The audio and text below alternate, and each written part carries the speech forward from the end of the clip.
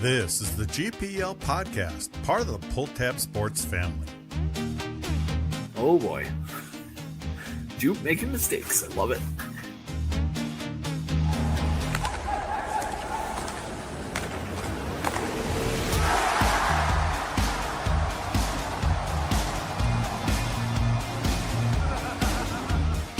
Gotcha. I didn't even know that. Yeah, blame it on Don.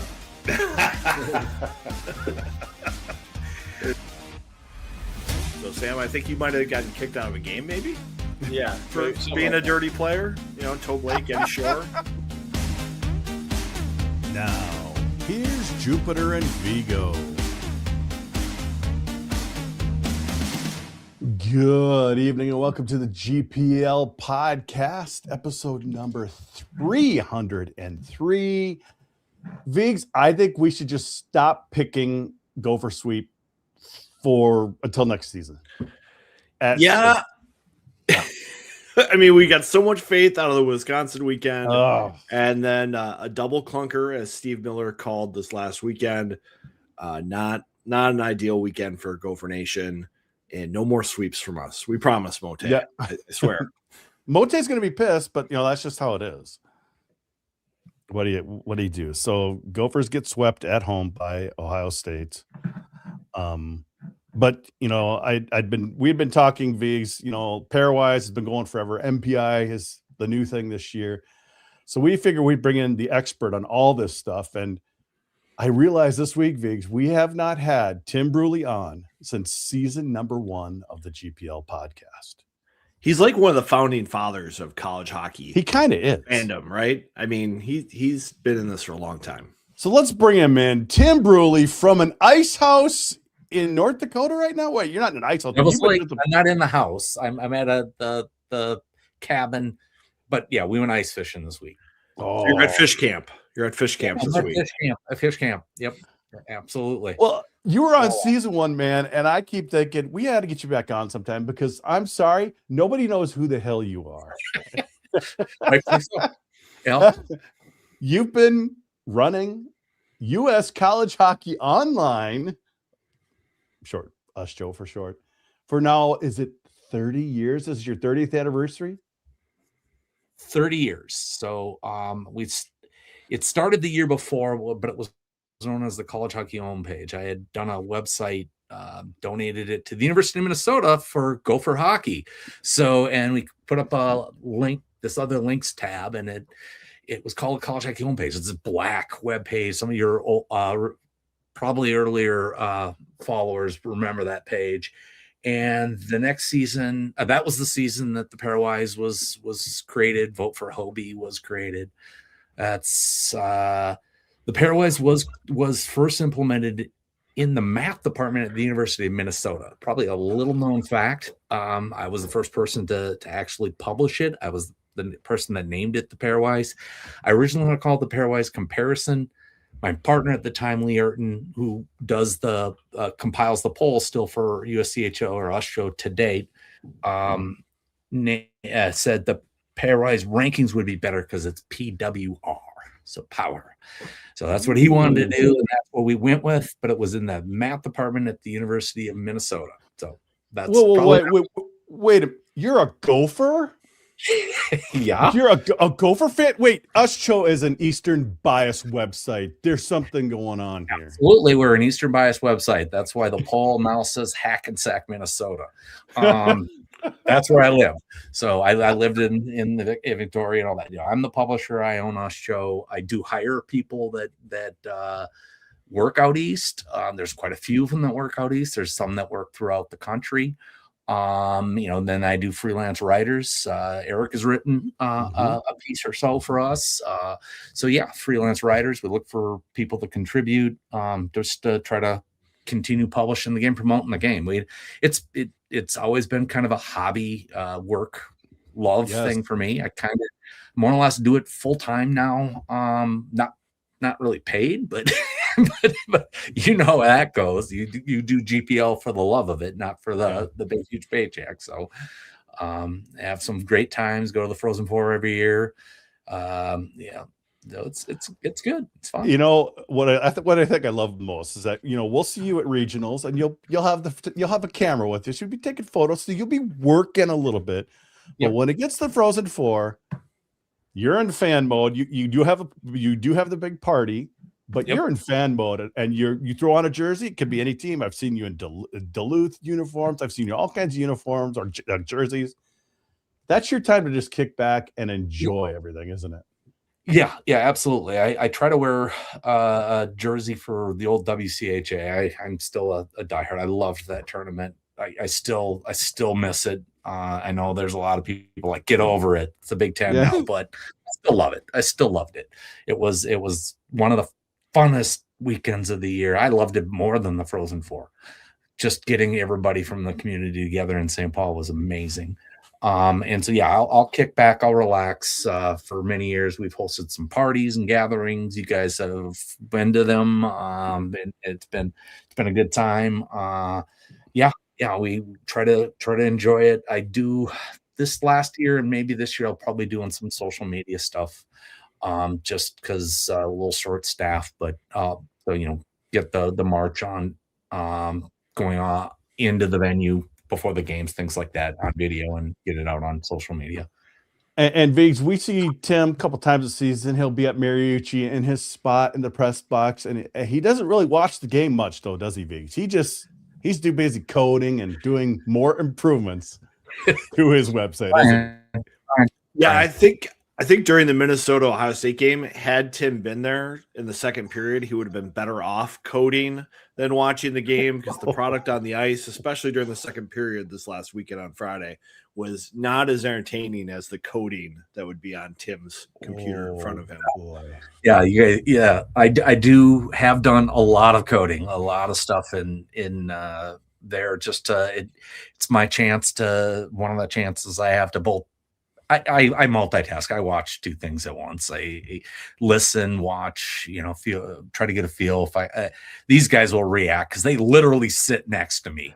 So yes, for years now. So, well, one thing that Tim mentioned before, he came on, or before you got online, Viggs, is that something you've been talking about all season. Minnesota breaking out of the defensive zone has been brutal. And he even mentioned that a couple months ago, and it's still killing Minnesota. Yeah, I mean, we saw it on Friday night, a couple of those goals in the second period, just simple D-to-D passes not being executed, going right to Buckeye sticks and ending up in the Gopher net.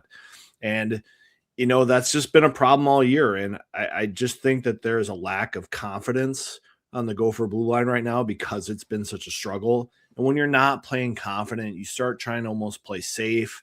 You don't get very aggressive, and you don't play north quickly. And it just gives the other team time to get into your kitchen.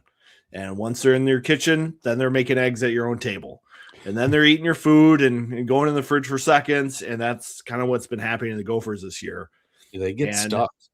And it's been a difficult process for them. And, the only way is through. I think we've seen some great play from Luke Middlestat. I think we've seen John Whipple play better, but they just need a little bit more help on the back end.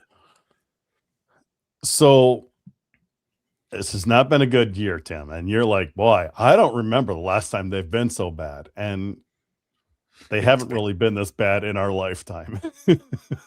Nope. As a longtime fan, as a going back to the 80s, early 80s, going to at the Civic Center, going to those WCHA championships versus Northern Michigan and stuff like that, I cannot remember a team like this. I can't. They just, and it's not just they have trouble getting out of the zone. It's not just the defensemen. I think sometimes the forward aren't chasing down and putting pressure on the teams. They're not getting to the loose puck. They're a step behind always, and they're not getting it out. I cannot remember a team like this. The one thing that you always could count on was Gopher hockey being an elite program. Always count on they had their down years. Every once in a while, they wouldn't make the NCAA tournament. A bad year would be 3 games above 500. it ain't happening this year. Sorry. I would have to think historically, like looking at pairwise, this would be the worst record we've seen in the pairwise era, NPI era. It's got to be without a doubt. Without a doubt. You were saying something that's one of the worst. First time they've been below 400. 400 since the 71-72 season when they were at 250, and they've had 5 sub 500 seasons in 50 years, and this is one of them. It's not fathomable. I mean, it just doesn't make any sense. I mean, a team that has this level of tradition, that gets this many top prospects to struggle this much. But I mean, they're young, but that's only an excuse so long. I mean, this is the end of the year. You got to start putting something together, and get schooled by Ohio State the way they did. That was ugly.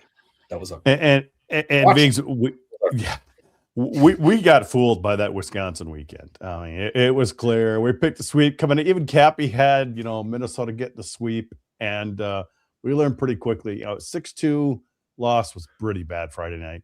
Saturday night, 2-1 loss, not as bad, but still a loss. And lo and behold, look out, Viggs.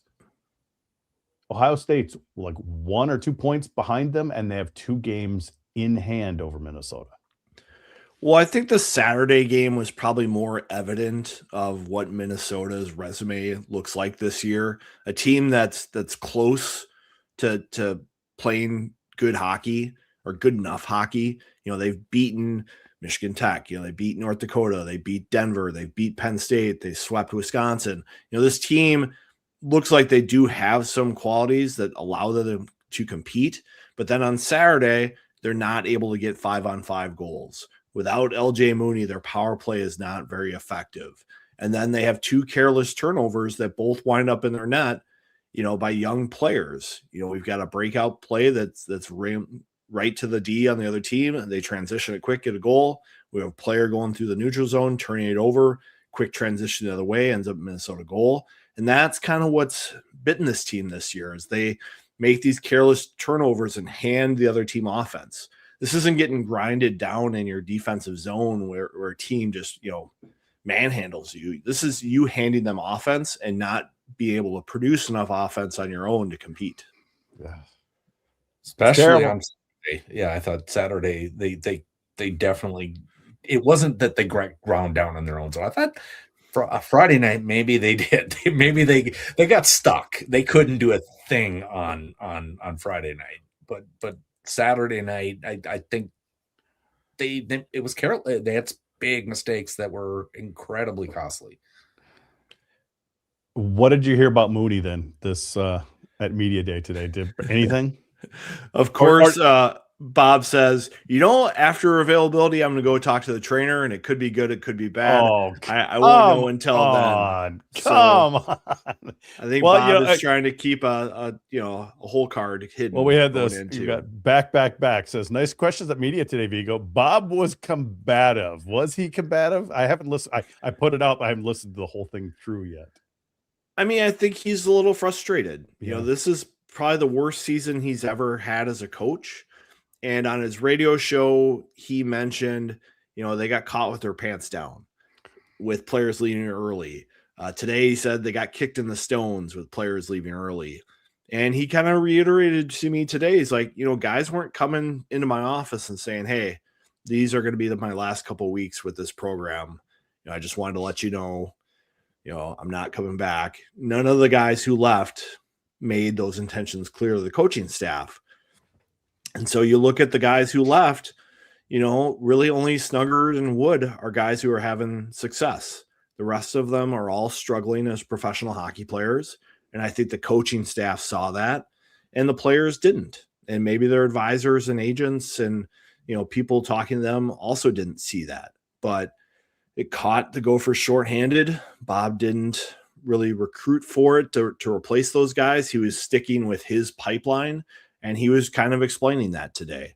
And I kind of pressed him a little bit about the transfer portal and CHL players. And, I think that's just not where Bob wants to go to solve all his problems. And as we see this year, they're struggling through it. Tim, I see you nodding your head at that.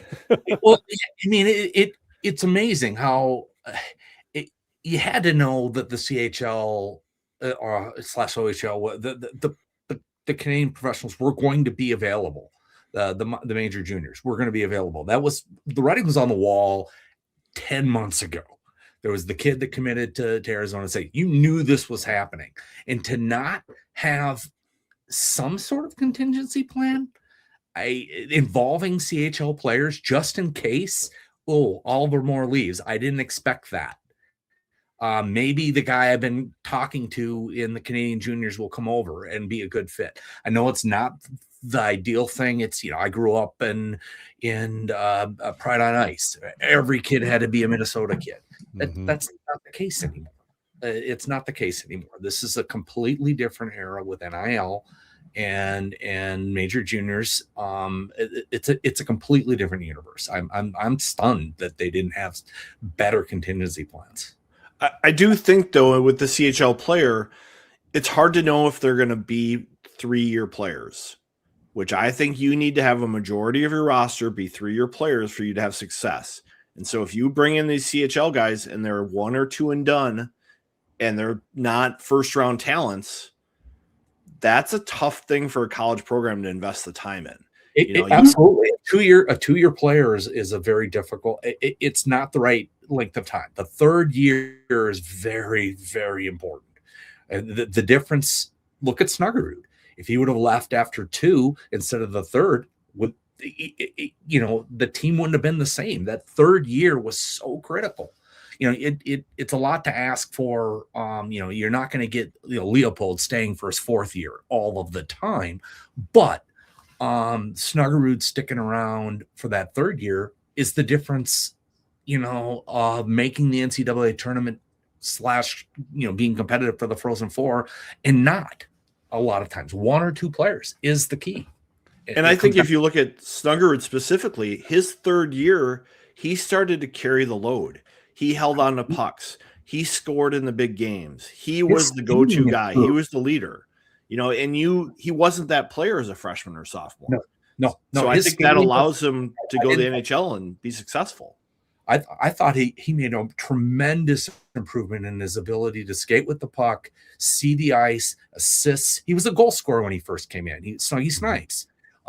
At the end, after his 3rd year, he was way beyond that. He was a real leader. He was everywhere on the ice. He was very, very consequential player. And that's that 3rd year. That's the difference. And Oliver Moore could have been that player this year and should have been that player this year, but maybe in Renzel. I don't know.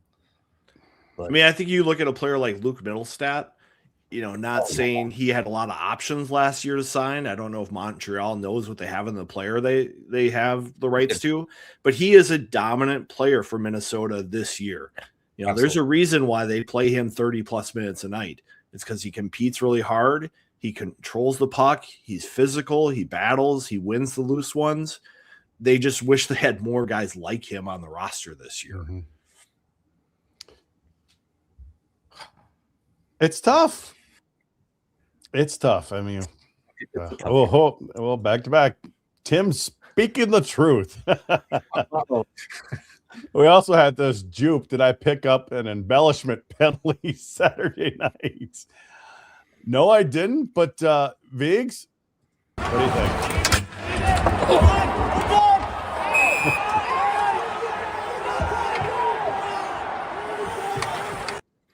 Okay, embellishment, Viggs. He's overplaying it a little bit. Yeah. The stick's up, but you kind of see a little comical acting there going to the ice like he did. And there's an audible as well when he gets hit for that second time.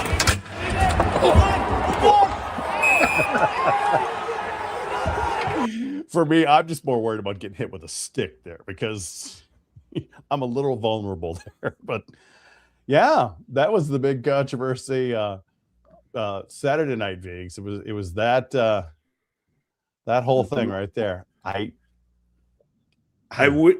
wish we would have had better video of Mooney getting hit along the Ohio State bench earlier. Sorry, I didn't. Big Ten didn't really show a great camera angle of what happened to him, but that was the big takeaway for the weekend for me, is losing LJ Mooney is a significant piece to lose. The power play without him on the ice looks completely different.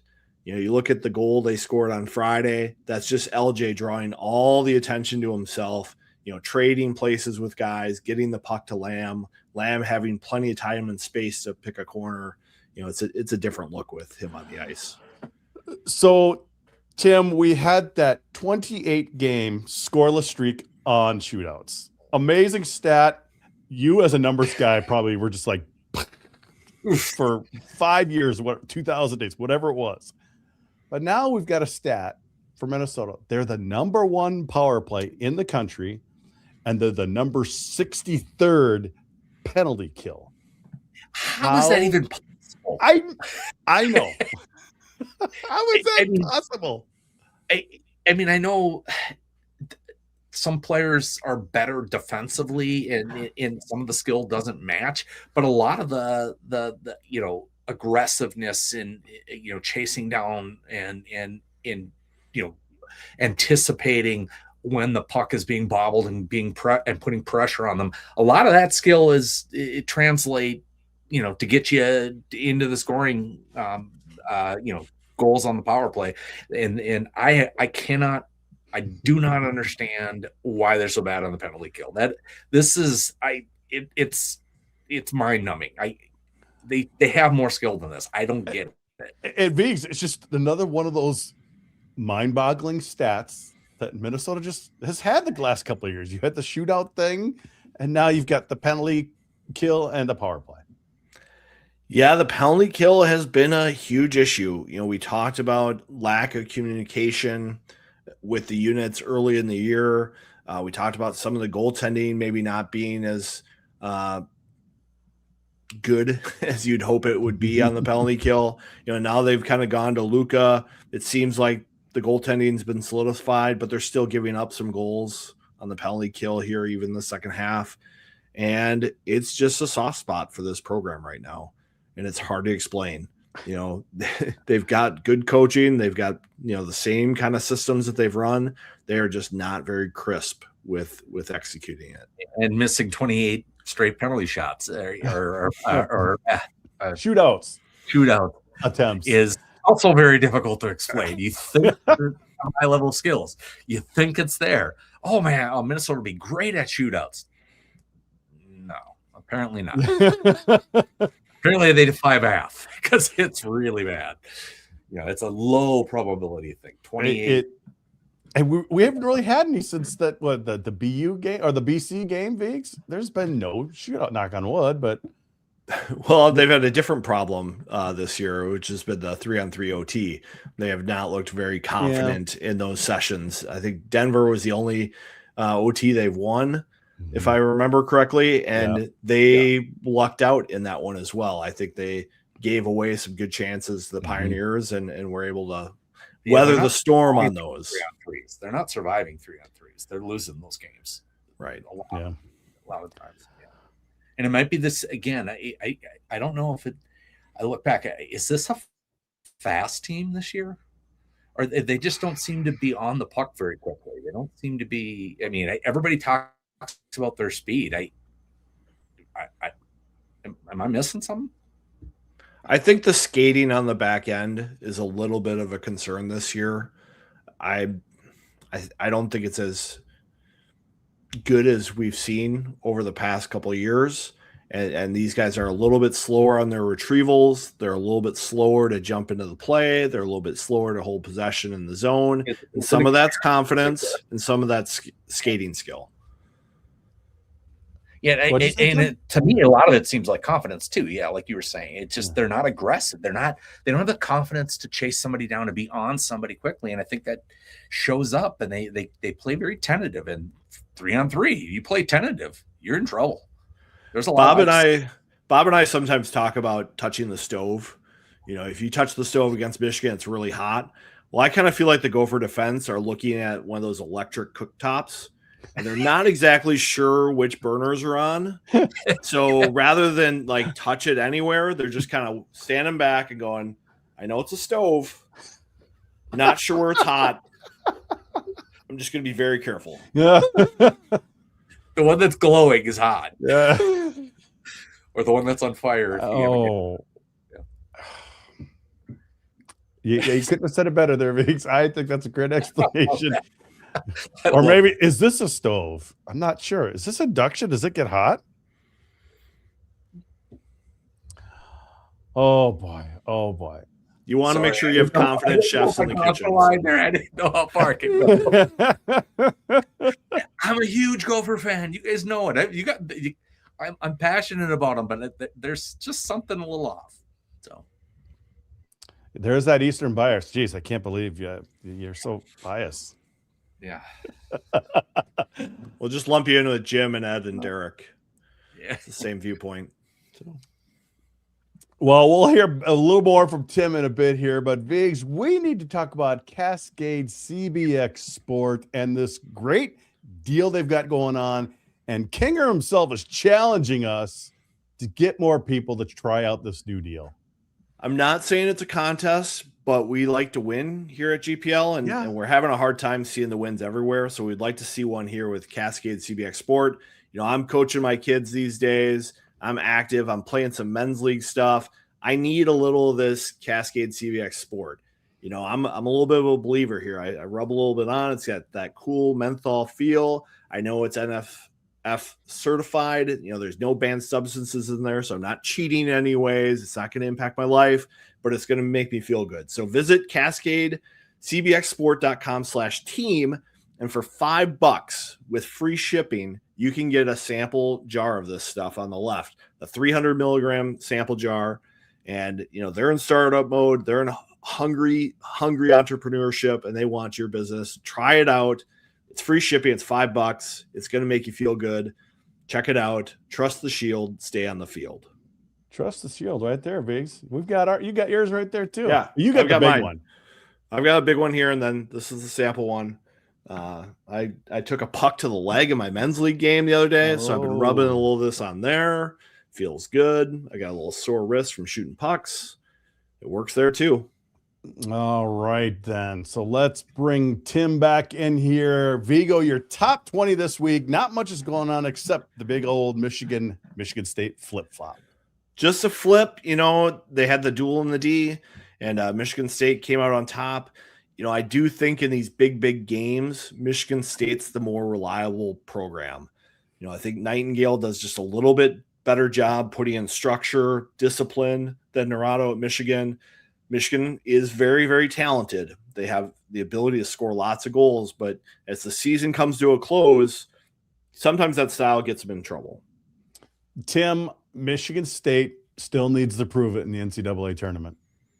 They seem to have not found their way to the Frozen Four the last 3 years now, and they should have been there at least once. You know, Michigan finds a way to slip in here and there. They had a really good run there for a bit. Michigan State absolutely needs to prove it. They have the bullet, the dot on them now. They're the one in the poll. The one in the MPI. They need to prove it. Big Ten needs to prove it. Oh, Big Ten needs to prove it too. The Big Ten, since it's come around, no champions. That NCHC office seems to have that engraver working every single year. Big Ten's waiting for their first. Michigan State's the last one to win. That was St. Louis back in the day, and that was a miracle comeback too. And in regulation against BC, they scored. That was a great game. That was a great game. Phenomenal. The rest of your poll, it's kind of like top 10 and everyone else, isn't it, Viggs? Top 10 it's been that way for a while. Yeah, I think I flipped North Dakota and Western maybe in my poll here, moved them around a little bit. You know, North Dakota had the road series at UMD, lost in overtime one night, came back strong the next night. So that's a good squad. Western Michigan lost an overtime game at Miami, but came back and won. So Those are the other teams there. Providence is looking like the top team in Hockey East. Yeah. I've probably been higher on them than most all year. Even when their MPI has dipped a little bit, I've still kind of held the faith in that squad and Nate Lehman there. But yeah, I'm a little outside the MPI on schools like Dartmouth and Cornell from time to time, but Cornell is putting together a good second half here. Cornell is, Dartmouth has slipped a ton. They're falling apart. They're definitely their strength of schedules is gonna play a big role in whether they even make the NCAA tournament. Tim, how much longer will your Us Show poll matter? Oh, does it matter at all? Well, it's true. I mean, I keep thinking these polls are getting less and less important. At the beginning of the season, it's kind of popularity contest a little bit. But yeah, it's definitely a popularity contest. Yeah. But at the beginning of the season. Yeah. Should we even be paying attention to it? Is it just people that like it? I mean, what do you think? I mean, you've been doing this poll a long time. So it does like Vig, if you go back to what Vig just said, you downplay Dartmouth a little bit because you have a sense that they're kind of here's the MPI, by the way, a paper tiger. They're not that strong. And it doesn't take much for them to free fall. And where the pollsters, what they try to do is anticipate that. They try to say, you know what, they're not that strong.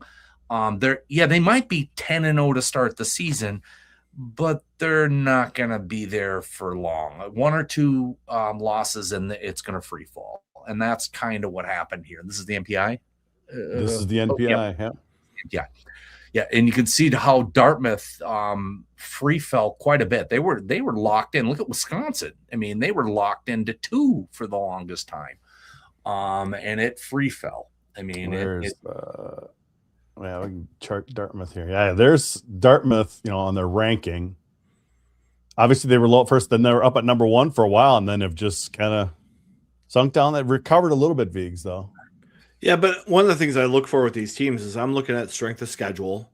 Yep. And, Dartmouth was in the 50s for strength of schedule. And that's just not going to cut it when you start dropping a few games.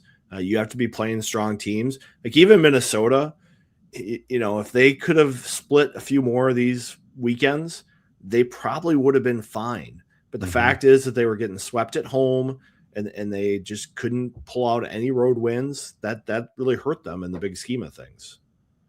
You're absolutely right. Where's Minnesota's at 38 right now. Like versus Penn State, Michigan, things like that would have made a world of difference.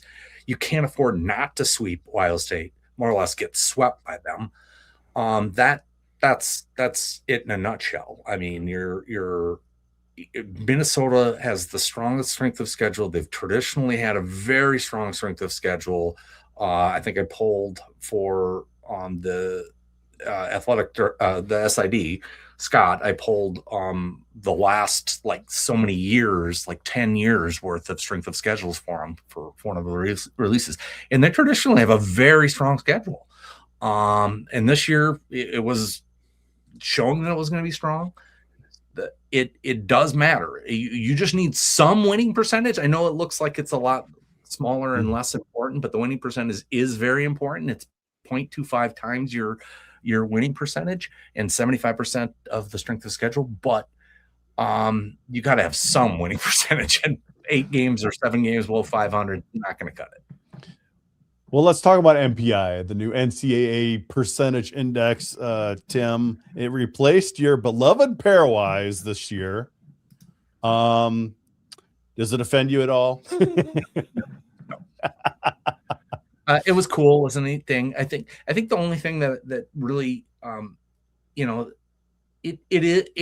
it replaced it because there was a big argument that they wanted better math. It is a better statistical process. I am a mathematician, and it is a better statistical process.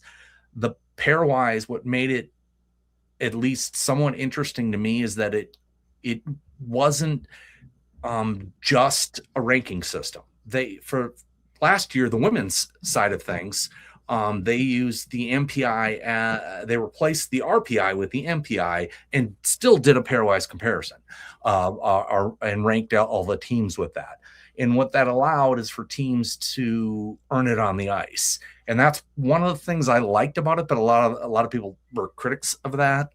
For example, if you beat a team head to head 4 times, you should win the comparison with that team. And it did happen even last year. There was an ECAC team, I don't know, it was St. Lawrence or something like that, that did win the opponent, and it dragged the other team down in the overall rankings. But they were like 40th in the pairwise, yet they dragged a 9th place team down. And they didn't like that. A lot of people, they thought that was bad math. No, that's called earning it on the ice, in my opinion. That's the only thing I don't like about it, is that, that's the one thing I did like about the pairwise and not necessarily about the NPI. They're going to constantly play with the numbers and all of that. It's not that different, all said and done. When everything settles down, it will not be that much different.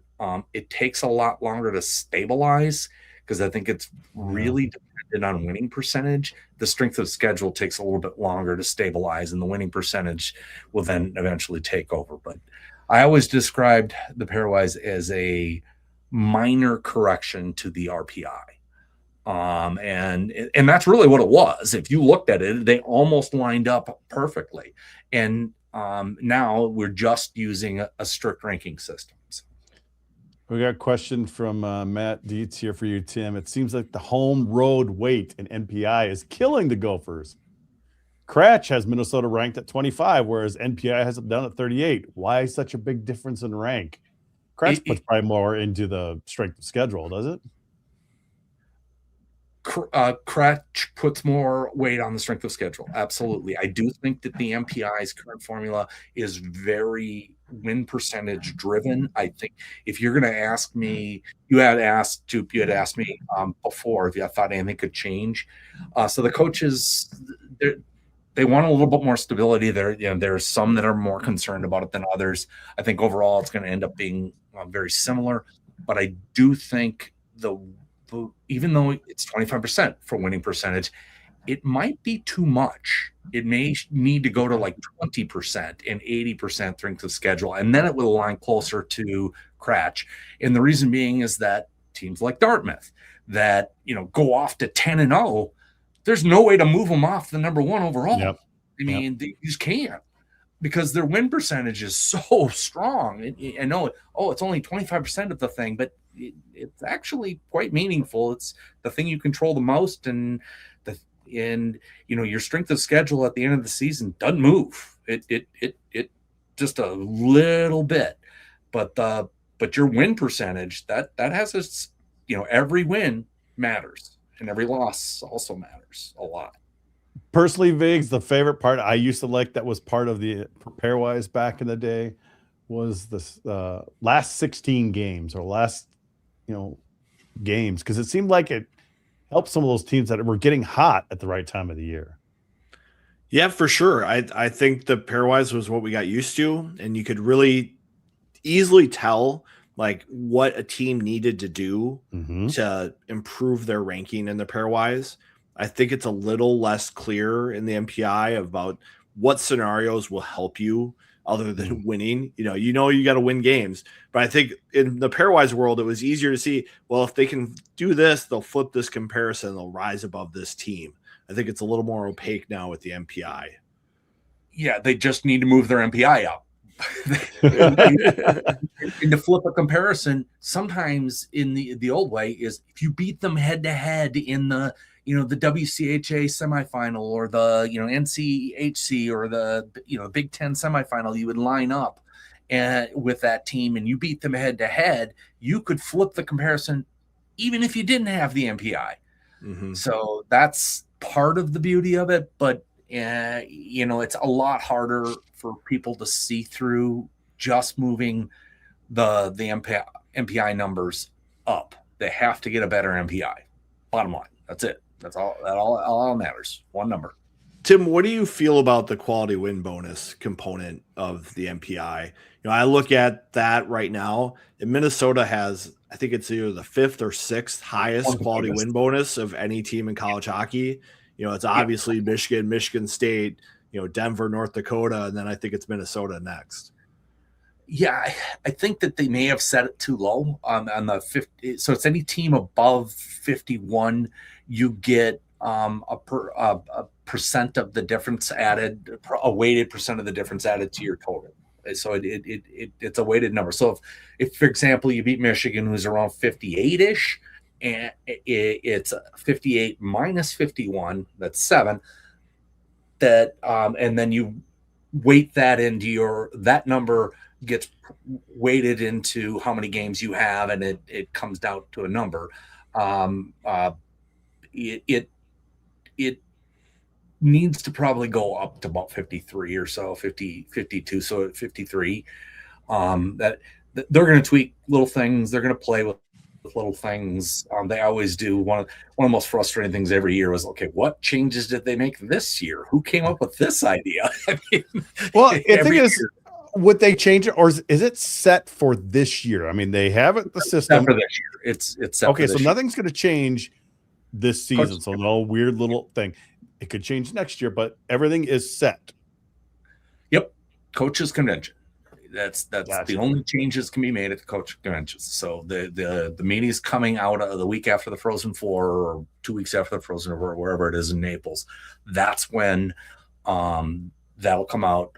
There'll be some news stories about it, and then I'll forget what they are by the time I have to implement them. And then I'm like, what were those again? Okay, they moved it to 53. Some of them are easy changes. The weights are a little probably too extreme. Back to your previous person questions, the weights are probably a little extreme. I think the win overemphasis on win percentage, and I think they played a lot with overtime weights this year too. They played around a lot with overtime weights in the NPI, and that's affecting things, especially if you lose in overtime. It's probably not helping you as much as it once did.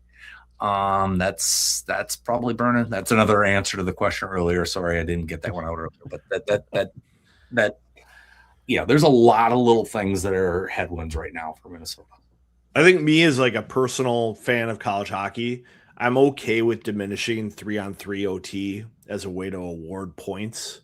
I just think it's such a different game in college hockey, and it's kind of it's entertaining. It's fun for the fans, but I don't think it really shows you who the better team is. And then I do think you want to be rewarding teams that play strong schedules and have success in those games. And I think, increasing the quality win bonuses and figuring out strength of schedule, I think is really important, because you don't want teams to just isolate themselves to an easy schedule. I think the coaches really went after Penn State initially for playing all those home games and not scheduling tough games. And, this was one way to maybe try to do that. But I think they've created this opportunity for ECAC schools, and specifically the Ivies, to play a small schedule. And if they win a lot of games, you're going to see these weird rankings in the NPI. Dartmouth is losing some games, so they're dropping down. But if they weren't, they'd probably still be like a 1 or 2 seed. They easily could be a 1 or 2 seed. Now that they're a good team, they're just, would I take them over a Duluth or a Denver? Hell no. But I would like to see them play a Duluth or a Denver. Oh, absolutely. You know what I mean? They need to play a top team in the Big Ten or NCHC for you to have any validity to their schedule. And they just don't do that. Well, not the non-conference games are so they're done in these bunches, and that doesn't help you really stack the conferences up very well either. You get all this rash at the beginning of the season, and then let's do these holiday tournaments, and where some of the players may or may not be around, and so I don't know how it gauges, how accurate that gauges. There's the conferences are pretty isolated. And it's and the Ivy is the most isolated. There's such few games that are played outside of the ECAC Ivy for them. You know what we need? We need 3 stretches in the season where you play non-conference games, You play some conference games to start the year, maybe.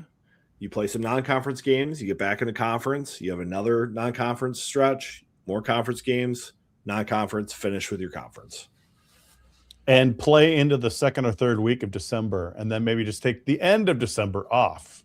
Oh my God, this Penn State 25-week vacation. I mean, no, 6 was it 9 weeks? It was 9 weeks. A long time. It was 9 weeks or something like that. 6, 9. It was long. That was long. And then they get back into the flow, and players get in trouble. There's too much time off. Perfect transition, Vigs. McKenna's playing this weekend. Nobody's disciplining anybody.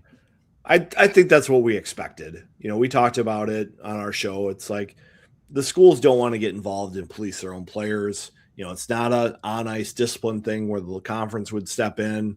So we didn't. The felony charge was dropped, once the felony charge was dropped, it was all of any disciplinary had to come from the school because the conference wasn't going to do it. And this is what was going to happen. He's going to play. Well, we'll see how that goes. They go to Michigan this week, don't they, Vigs? It's going to be not easy for them. And I'm guessing the children of Yost will be giving Mr. McKenna a very difficult time. They will be quite entertaining, I'm sure. That'll be fun to watch. Oh, boy, I can't wait, actually. All right, we need to move on to this week, Vigs. But before we do that, we need to talk about your place, Cub Foods, the big game this weekend. You talked about this lovely wings you did, and you got all your stuff at Cub, didn't you? Sure did. Love going to Cub. It's real close. I know they're going to have stuff in stock. They've got great deals. Check out your Cub app. You can order for pickup. You can get delivery. And when I go down there, I know I'm going to get good quality stuff at a great price. I got my loaded baked potato soup tonight. A lot of ingredients from Cub. It turned out to be a delicious warm meal. If I was looking for some beverages, a lot of Cubs have liquor stores now where you can get your beer, wine, your spirits. If you're looking for some of those THC drinks, if you're California sober, check them out. Cub is one of us. They support our podcast. They support Gopher Athletics, Dickeytown Athletes. And, it's a good local company. Shop happy. Shop at Cub. Tim, he just loves to tease us with these recipes and the things he's doing and all the stuff he gets at Cub. And, last week you talked about, I think your wings were marinating at the time, by this time last week. Yep. I do like a brown sugar salt brine with some spices, some garlic, some jalapenos. Are you spice blend?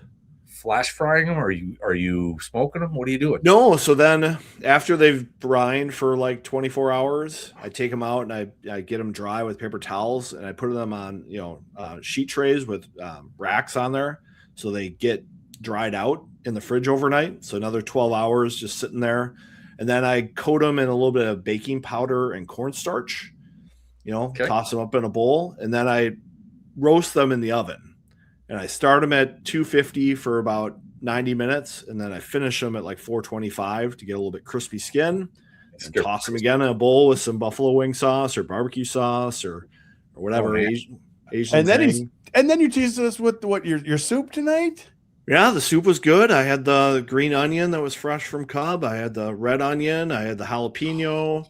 I had the Land O'Lakes cheddar cheese. I had a little Land O'Lakes cream in there.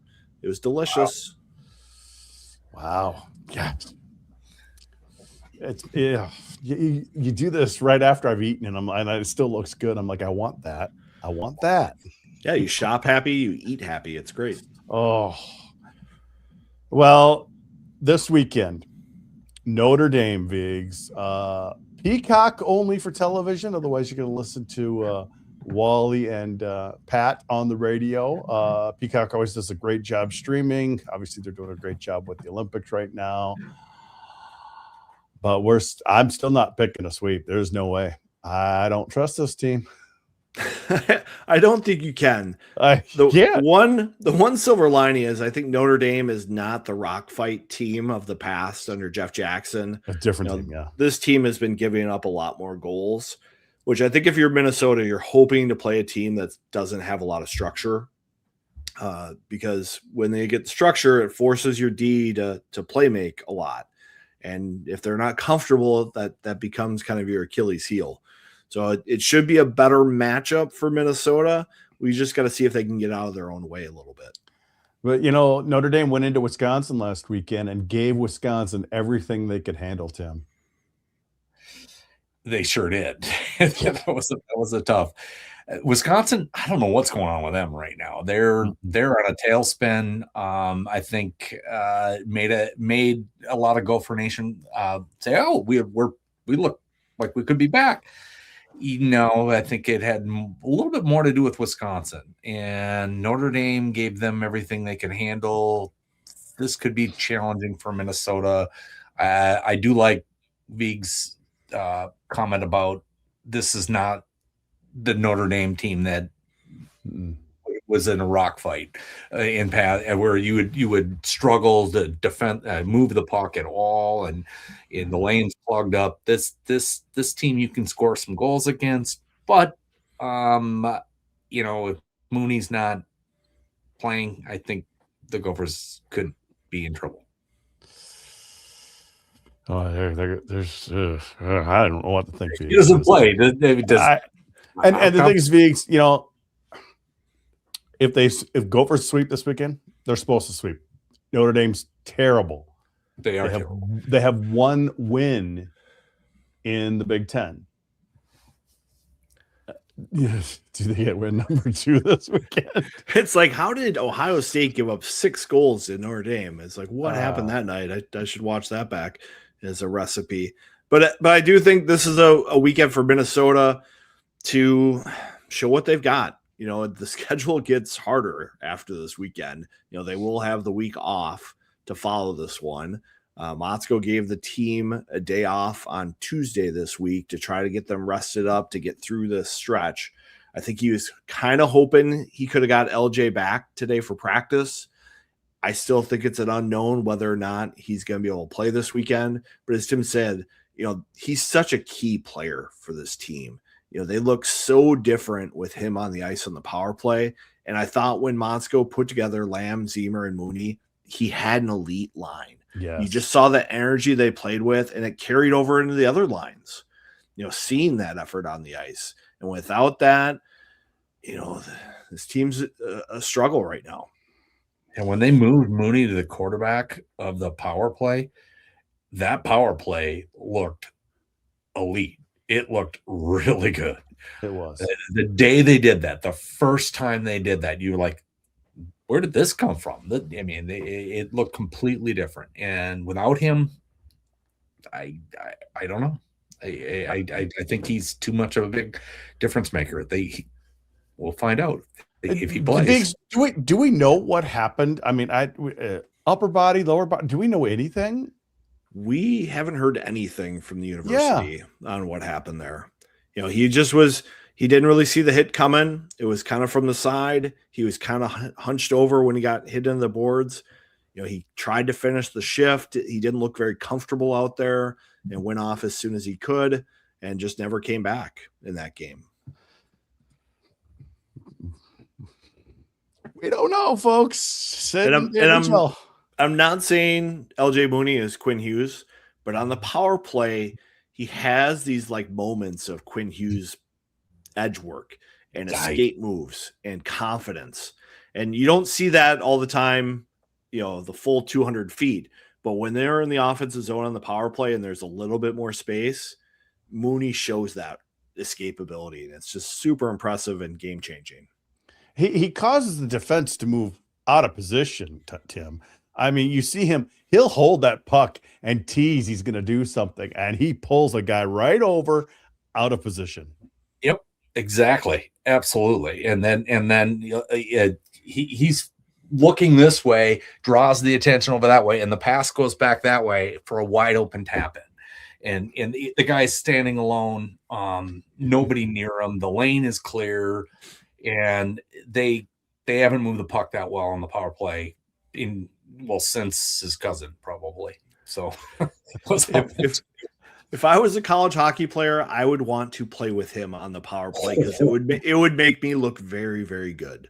Yeah, well, you're wide open. You have a clear line. There's nobody near you. He just opens up lane. The defense, like Jupiter said, they get way out of position. They don't know what he's going to do. His edge work. Yeah, if you're looking for a power play right shot D in college hockey in the portal, you probably just show clips of Mooney on the power play and say, "Hey, opportunity there." Ooh, I hope they don't. Are you suggesting he would go in the portal? Was that no. Attracting players out of the portal. Would you say a right-handed D? Yeah, that's what they could use. Could that be Levi Harper? Well, he's already committed, and I know, but I think there's a decent chance he comes. But you want options there. You can't just have one right-handed D, as we see this year with the roster, with Leo Gruba being the only right-handed D on the roster. Has created some problems, to say the least. It's frustrating. Okay, Tim, we know you're Mr. Us Joe, but you're a former Gopher fan. Give us your picks. Well, you try to be as neutral as possible. You do.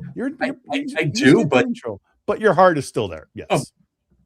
Oh, my heart is there. The team I watch first is the Gophers, and then I watch other teams. So, yeah. Okay. Predict this weekend. How many points do the Gophers get? Oh, in terms of schedule points, out of the 6. Out of the 6. 4. So like an overtime or shootout loss and a win? Overtime loss. I'm going to pick. I know. I'm going to pick split. I think Friday night might be the low of the season. Vigs, they get beat like 4-5-1. And it's as low. Mote. Mote, can we skip predictions at this point? Oh, sorry, kid. Oh, hey, Mote, you just made my day. Thank you. That was great. I'm picking split. What are you picking, Vigs? I mean, I said I wasn't going to do it, but 6 points for the Gophers. What the heck? I have a feeling Mooney. I have Deutsch a feeling Mooney plays. You. Deutsch is going to kill you.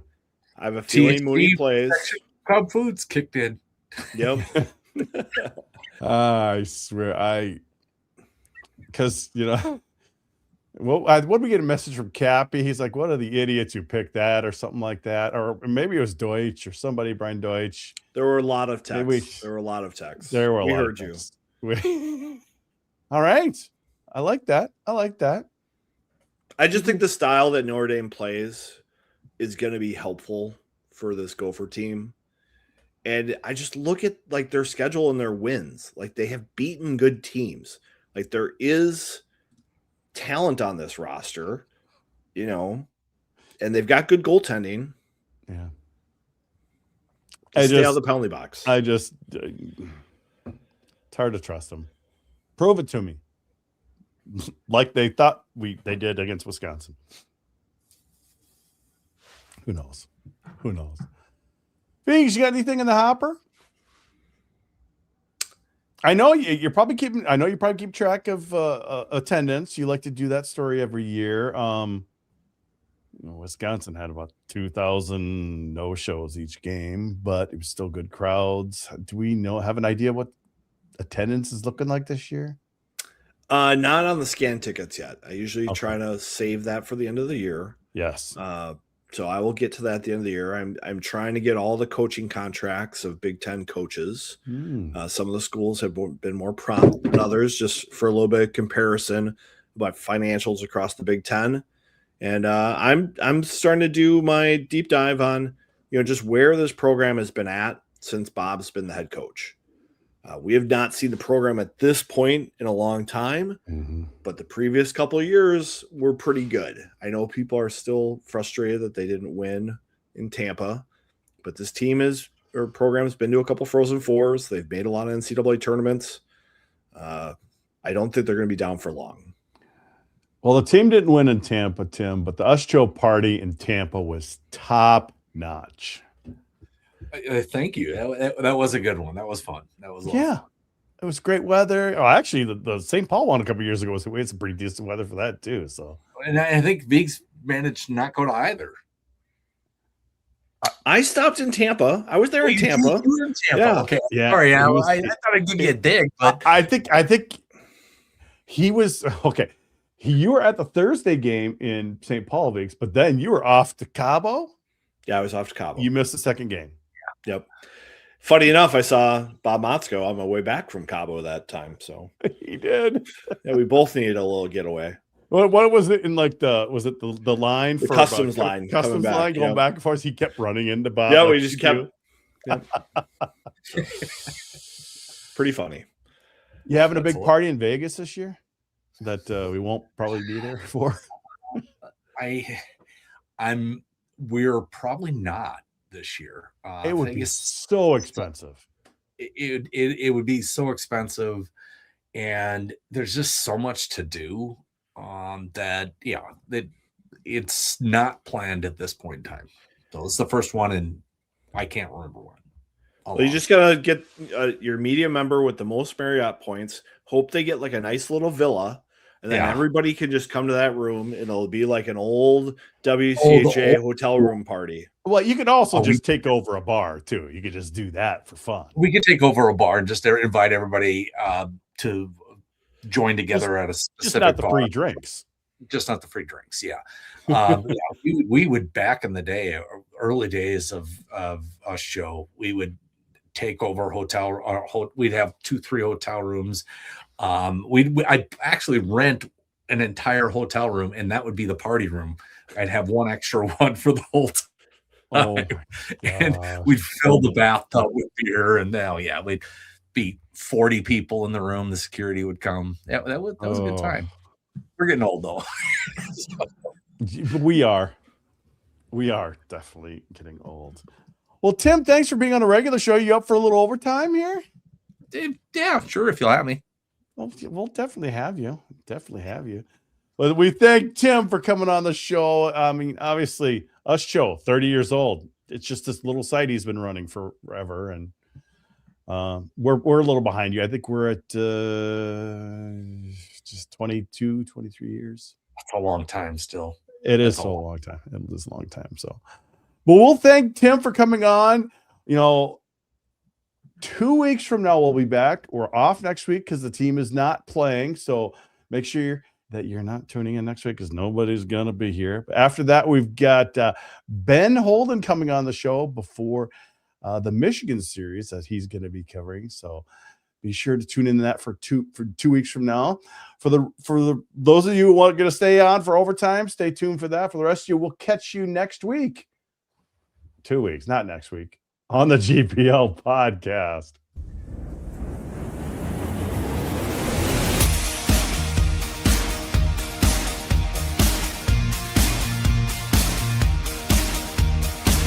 If you are watching on YouTube, hit that subscribe button and get notified each time we go live or post a video. If you listen on Apple Podcasts or Spotify, please rate our show and leave a review.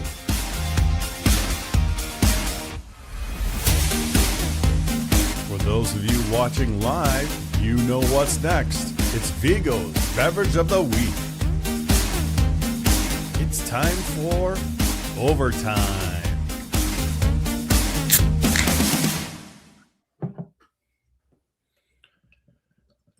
Oh, we're going back to the dark. A little bit darker this week. This is a barrel-aged Scotch ale from Revolution Brewery. That's a great can. Look at that. Yeah. Scottish ale. So you got Gravedigger Billy, Asian bourbon barrels, a little bit smoky, a little bit of malt. Smells good. Back to a big beer. It did feel like the Gophers were digging graves for everybody last weekend, right? So yeah, it is going to be 23 years because it was the 2003 Frozen Four when Pride on Ice went down during the Frozen Four, and there's nothing that Matt and Kyle could do because they were in Buffalo. And everyone always asks me, where did the name Jupiter come from? My very first Jupiter was on the original Us Show message board when nobody used their real names. Everyone had a fake name because, I don't want to use my real name. Nobody ever does that. So it was the original Us Show board that you had created. Yeah, I created that one. Yeah, and then you killed it off. And luckily I did get my name back again. I've had it there ever since. The funny thing was that I think it was a year or two ago. I'm like, geez, I haven't been on your website in a while. And you sit there and watch me have to reset my password. And I'm like, can't you just get me in quicker? Don't you have any connections? Nope. I pay somebody to monitor it. So yeah. But yeah, I mean, your site's been around for your site's legendary, dude. It is. Yeah. Appreciate that. Yeah, it's fun. It's fun. It's a thing of passion. I mean, college hockey is not. It doesn't pay a lot of bills, so you got to be passionate about it. As you guys know, you guys are incredibly passionate about Gopher hockey, and so am I. But I'm it doesn't pay a lot of bills. It's a matter of just have your heart, and I will continue to try to grow the sport. I mean, I don't really have a great business model for us, Joe. I want to grow the sport, and I feel in our own little ways over 30 years we've done that. We've helped. So, and I want to say I've known you for about 20 of those years, and I appreciate you coming on our show. You came on our show the very first season, and like I said, you don't do this. I personally thank you for coming on the show because, like, most people don't know who you are. Some do. People close to college hockey know who you are. Most would come down if you were in the press box to come down, and they wouldn't have a clue who you are when you're there. Yeah, like the first time Scott met me, the current SID. Well, okay, people. Don't you know who I am? Sometimes he just shows up and he's hoping that there's someone downstairs that knows him and gives him a credential. Because God forbid he actually called ahead and get his name on a list. I've been Don't better you know who I am? Exactly. Don't you know who I am? I just say it all jovial, innocent, all that stuff. But no, I've gotten better this year, but I'm definitely behind the scenes. People will know, the Jim Conleys of the world, and that's why we get the Eastern bias. He's on Nesson, and he's on Hockey's broadcasts, and that's and then our podcasts, and we have a lot of Eastern people on the podcasts. The Western, a little harder to cover because of the distance. I mean, there's quite a few Minnesota teams, but virtually none of them in the same conferences anymore. They're spread out, so it's hard to gain a good little mecca here. Where Boston, there's a lot of teams in that near area. So there's a little more of our volunteer base out there. I've been seeing more Jim Rosevold a lot this year. He's been showing up more, and he wasn't there on Saturday. He was there Friday. He goes, 8 o'clock's too late. I'm like, way to be a team player, dude. Do you know who sat in the Us Cho seats in the press box on Saturday? Viggs? Frank Mazzacco did. Oh, awesome, Frank. Frank came and visited and was up in the press box all evening. Vigo, you were right next to him the whole game. That must have been a kind of a joy just to BS with Frank for hours. Yeah, although he wanted to listen to Jack and Wally most of the game, so he had his earbuds in like I usually do, and I was trying to chirp about the game, and he was very focused. He was trying to help them out, but always fun to sit next to Frank for a game and take it in. He did tell me early in the year when he showed up that he would not be showing up for free to go for hockey availability. And then, it came out that he was doing the TV. And so when I saw him at availability this last week, I was like, hey, is there something I need to know? Are you filling in for somebody? Are you on alert? Are you like Maverick and Top Gun? He's like, no, he's bored. I just wanted to come catch the game. I was like, what a game to pick. What a game to pick, Yeah, the Ohio State game. That was not exactly the game to pick. One of the games I showed up to this year, was it you, Jupiter, that said or something like that? I showed up the Long Island game.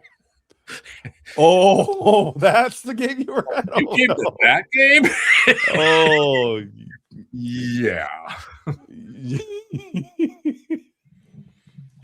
Well, I live 200 miles away, so I I haven't went to as many Bemidji games this year. I live closer to Bemidji than I do to any place else. Mm-hmm. You're in the middle of nowhere now. Oh yeah. I hope you've got reliable internet at home.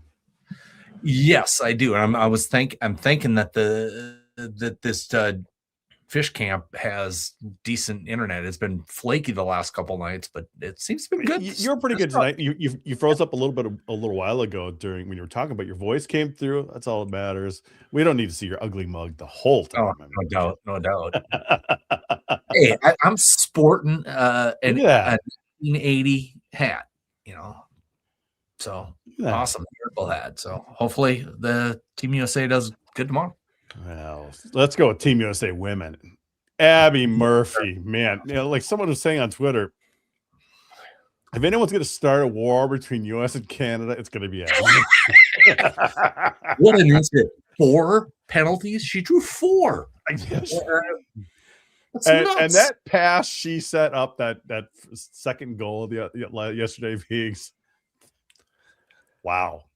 Hey, great players memorize what's happening to them on the ice. Like, they don't need to constantly be looking where they want to move the puck. They just have taken enough pictures that they know where people are going to be.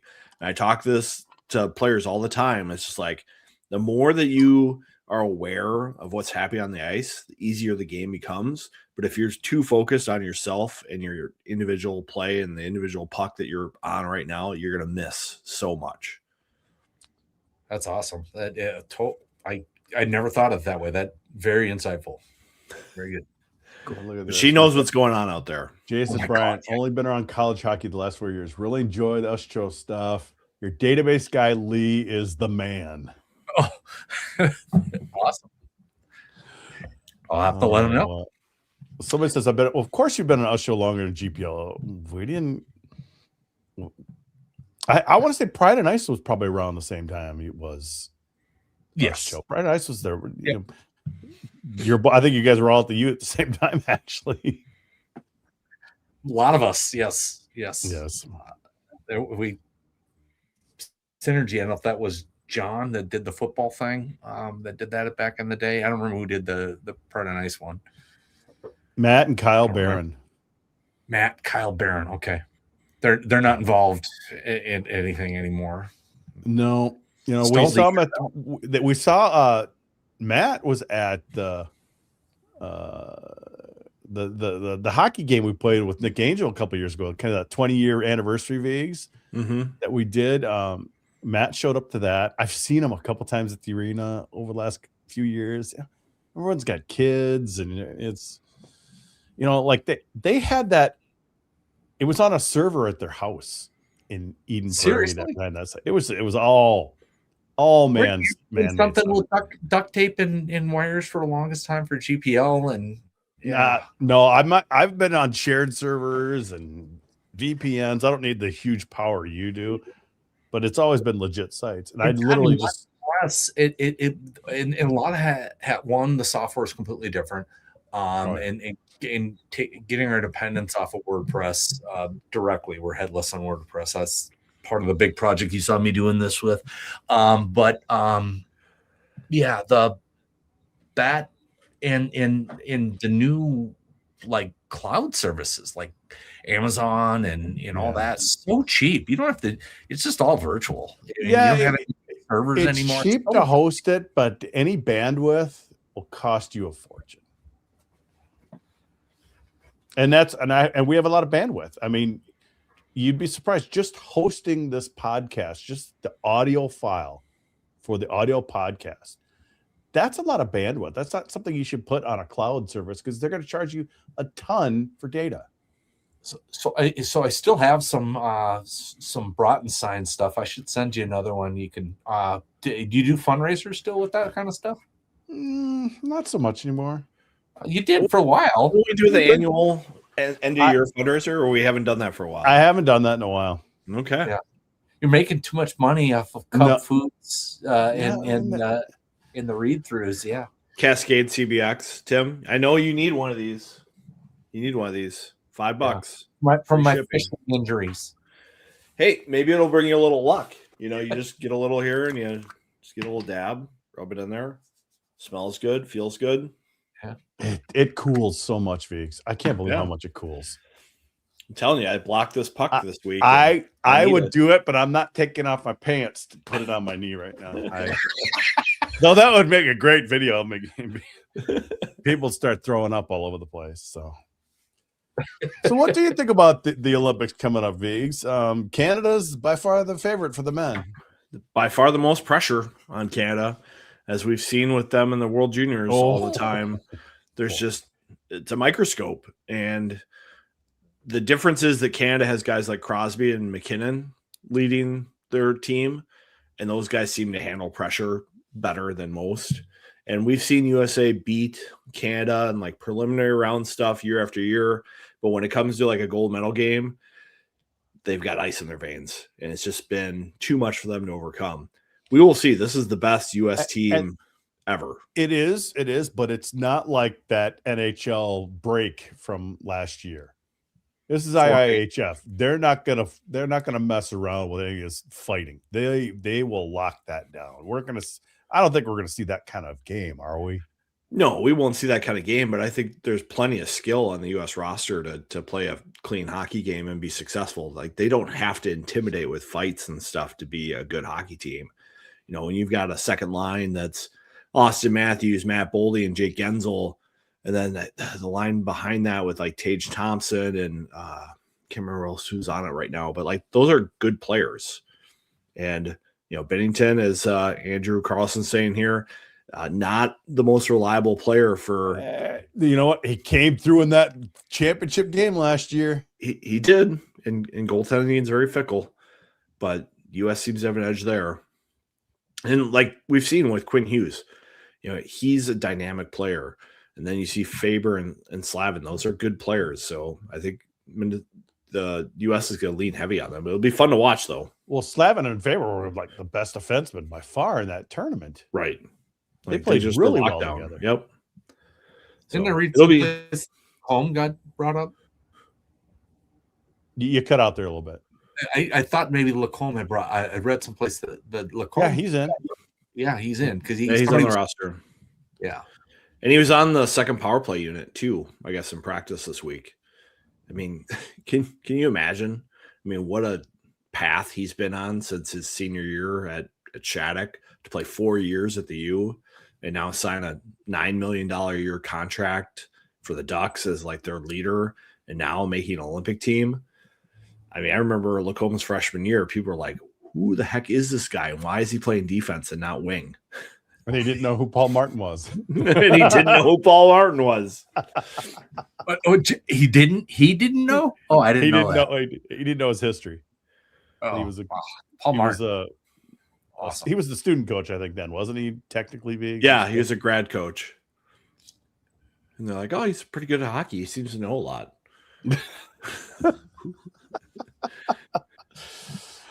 But I must say, like I said, I'm going to be watching the women probably just as much.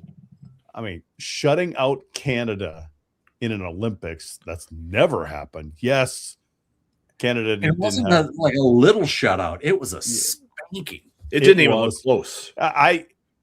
Poulin, probably still their best player, but I don't know if she would have made a difference. Well, they played that rivalry send-off series in Nashville, and it was the same stuff there, and she played those games. So I think we're just seeing a changing of the guard where the U.S. has so many young players who have developed in this USA Hockey ADM model and are just dynamite compared to everybody else. They're still in college, some of them too, like Carolyn Harvey. Oh my God. She is I mean, the first time I saw her years ago, when Wisconsin won the title, when the Ohio State was heavily favored 2 years ago, I was like, that's a really good hockey player. And, you know, and now you get young players like Gabby and Carolyn Harvey and Edwards, and, you know, they got 6-7 current college players on that team. It's young, it's fast. The girl from Penn State, she can play. I mean, that's a loaded team. Is women's college hockey in trouble? Is women's hockey in trouble? Yeah, they've got a pro league, but you look at the Olympics, it's U.S., Canada. it's U.S. Canada. I think U.S. missed one gold medal game, but only those two teams have ever won. Right now, you look at women's college hockey. It's Wisconsin, Ohio State, Minnesota there, but it's really been WCHA dominated for 25 years. I mean, a pop-up seasons by what was it? Not Cornell. I think Northeastern had one. Northeastern popped up a few times. I'm talking about it was a ECAC. Whoever beat Minnesota in the national championship back in 2014. They have two really good teams back to back. Clarkson. Clarkson. Yeah. I don't know if it's in trouble. I do think that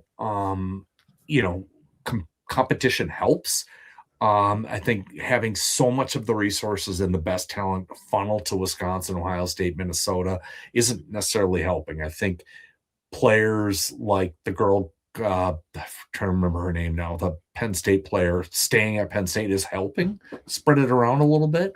But, until Penn State or some other team emerges, wins a freaking playoff or NCAA tournament game, gets to the Frozen Four, it's going to be tough. It's going to be tough. And I mean, Viggs, look at something like softball. It was just dominated by the Americans. And I don't think it's even an Olympic sport anymore, softball, or at least it was removed for a little while. Yeah, that's partially true. I do think with Title IX, across the U.S., you're still going to see women's hockey get funded. Yes. I just wish we saw more community hockey in the women's game across the country like Minnesota does, because Michigan having it. Michigan, why do they not have a women's team at any of those schools? It's beyond me. And I know the revenue share stuff coming into play right now is a big part of that. But at the same time, it's like there just need to be more opportunities for women to play hockey. And, I think other countries need to take that into their mindset too. And Sweden and Finland should have co-programs where girls can play just as much as the boys. And the U18 team for Finland just got demoted, I believe. So that doesn't help. I believe they lost the tournament. And got demoted. They finished 8th in the tournament in Nova Scotia this year. Every year the U18. So I don't think college hockey is necessarily in jeopardy because of the funding and all that stuff, Title IX and all that stuff. But for women's, I think Olympic hockey is the sport. For women's, they better figure this out. They better get, Finland or somebody has to beat. And maybe this is the right Canada team. I don't know. I don't think it's a right U.S. team. I think this is a loaded U.S. team. And it'll be very difficult to beat them other than maybe Canada. But, so it's troubling that happened right here. I mean, it's troubling to me that Sweden, Finland, Norway don't have strong women's programs. You would think those nations would value it, and it just hasn't come as quickly as some of the other. And if you're not competing at the U18, it's the earliest sign. You're not going to compete at the U20, and you're probably not going to have that many players in the PWHL and compete at the next level at the Olympics. You're just not. So, I mean, U18 is very important. They got to compete at that level. Someone had mentioned here that the Czechs had been, an impressive team right now. And I'm just trying to think I think she's a Czech player who scored 25 points, and she's going to Wisconsin, I think, coming up soon. I'm just trying to. Everyone, there's one that's leading. I thought on Czechia that's leading the PWHL at scoring.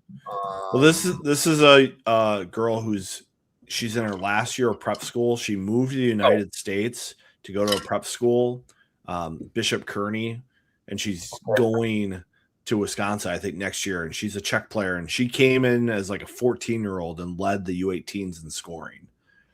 And I read a story about her, and at the U18s, yeah. There's a load Yeah, there's a really good player there.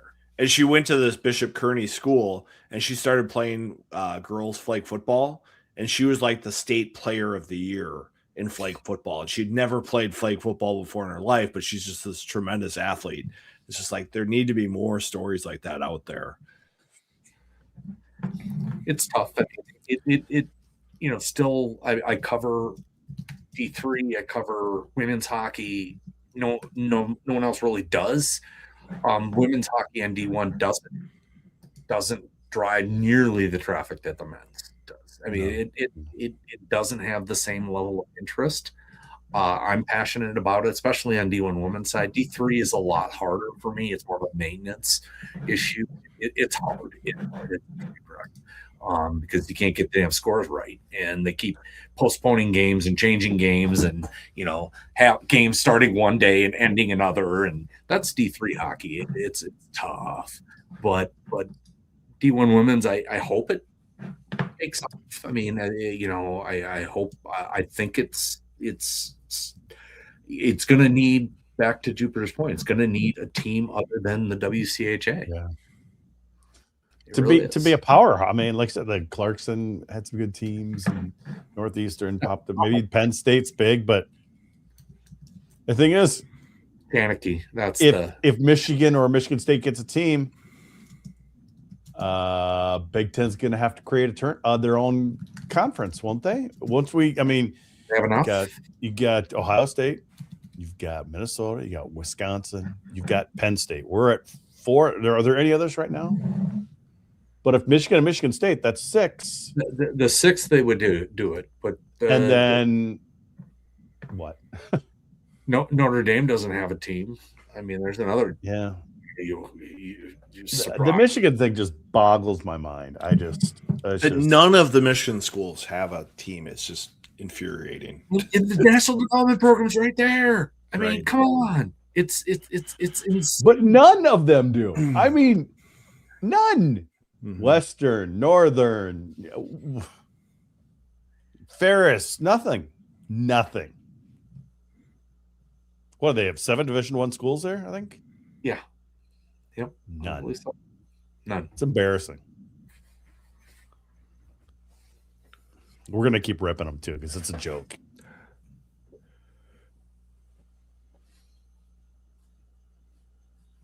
Wait, what is this? Wisconsin has 8, Minnesota 6, Duluth 6, Clarkson 3, OSU 2. That's the only ones that have won. Yeah. Yeah. So it wasn't quite a pop-up. Clarkson's got 3. And back in the day, before it was an NCAA tournament, you'd see teams like Harvard and Northeastern wins hockey. Yeah, Duluth is actually 5, he said, but still, it's But Duluth has fallen off. They haven't been relevant really in a while. Minnesota, not really relevant anymore either. Well, they just haven't been at the peak. They can't get through. They can't get through them. One of those Wisconsin or Ohio State. I mean, until Wisconsin lost to Ohio State this past weekend, only losses Wisconsin had was against Minnesota. They beat them one night and then get killed the next night by Wisconsin. So, but it's hard to gauge those teams with so many of their players missing for the Olympics. Correct, especially right now.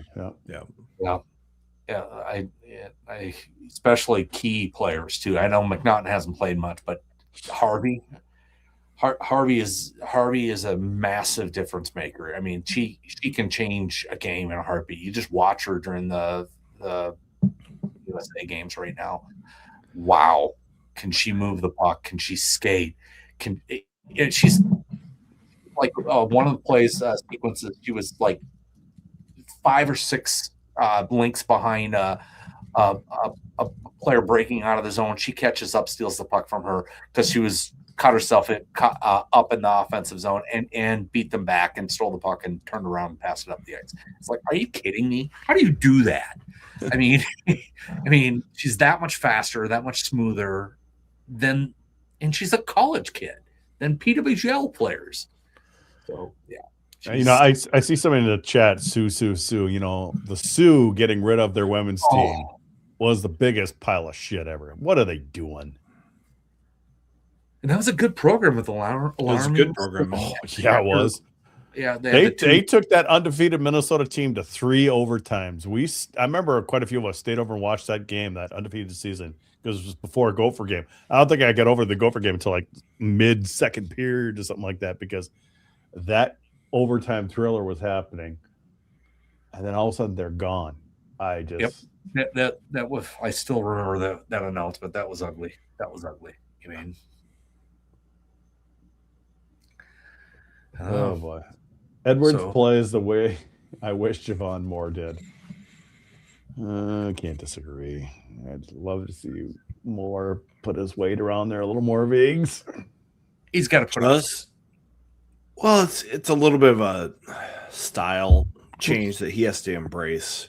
You know, I think sometimes these players in modern hockey with all the skills coaches, like I think Javon Moore wants to be more of an LJ Mooney.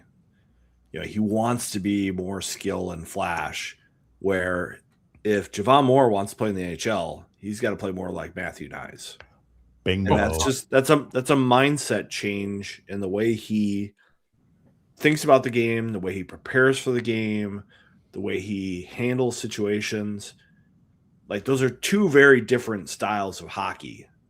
But when you're 6'4", 215 pounds like Javon is, I think if you want to play in the NHL, it's got to be a different game than the one he plays. And it's got to change for him if he's going to be an impactful player. Otherwise, he's going to be one of those guys that just kind of teeters on the edge, you know, and doesn't really find his way and isn't consistent and maybe leaves early. You know, that's kind of the path for guys like that. Oh, if you could bring out one Gopher this year, who would have made the biggest impact? I mean, if they would have kept a player or any Gopher, I guess. I think any Gopher is the question. Any era. Well, I mean, for me, it's Mike Crowley. Yeah, me too. You know, I mean, Mike Crowley would be the perfect player for this team. You play him 30 minutes, you play Luke Mittelstadt 30 minutes, you're set. Your problems are solved. You know, Jackson Lacombe would be the other one that I'd think about bringing back. Yeah, you had asked me, Jupiter, who my favorite Gopher player was for the longest time, and I told you, I looked and told you, Mike Crowley. He, oh my God, that guy was so fun. So yeah, 60-some points as a defenseman. I mean, come on, man. Just 63 points as a sophomore. I mean, the game has changed a little bit. So Jackson Lacombe would probably be your easiest plug and play type guy, but you know, fourth year D, can just change a game at the end. Man, he was so smooth. He was so smooth. He was so smooth. It was just too bad, you know. Yeah. Yeah, the first Gopher I highlight I ever saw on ESPN was his backhand goal against #1 CC at Mariucci. Rasmussen set him up. He just calmly stops it with his skate, and just backhands it up over. I think it might have been Ryan Bach or something like that, whoever it was, and I just he's my all-time favorite player, and he always will be. Yeah, it's tough. It's tough to. But he's a Jaguar too, and I'm a Jefferson guy, so I'm a little biased too. Just as that. Well, they win 50-something in a row with him there too. They did win like 60 in a row or something like that. Yeah. I've got my Blades of Glory book right over here about the Jefferson program. Oh, mine's upstairs, but I do have it. Well, were you a Jefferson guy, or where were you from? No, I went to St. Paul Academy. Oh, so boy. You went to St. Paul Academy. Not a lot of hockey success when I was there. During the 70s, they were quite good. Tom Vanelli, Lawrence, Mike Foley was the guy at the helm then. Great Shakespeare teacher that he was. But I had Tom Satterdahl as a health coach. He was the health coach. My own hasn't had as many in there, but there's been a few that that played there for a while, but high school alma mater was Totino Grace, Pizza High. So one of my hockey highlights of my career was playing summer league with 2 Totino Grace players in the Mike Foley Summer Hockey League, and I was a recent graduate of St. Paul Academy, and I drove the Zamboni at Drake Arena as one of my jobs during the summer. And for a while, I could sub into the games. So I'd put on my hockey gear, take off my skates, drive the Zamboni, resurface the rink, quickly like get the Zamboni back into the Zamboni room, empty the tank, fill it up with water, and then put on my skates and join a game for a little extra ice time. And I was playing with 2 guys from Totino, and I was centering them. And I scored 5 points in the first period of a game with them. And they were just they're just like, what the heck? I was like, I had like the game of my life. And my high school coach was watching that game, like giving reports for the summer league, because they track you and they give you notes, like what to improve on. And I got done with the game and he goes to me, he's like, where was this in high school?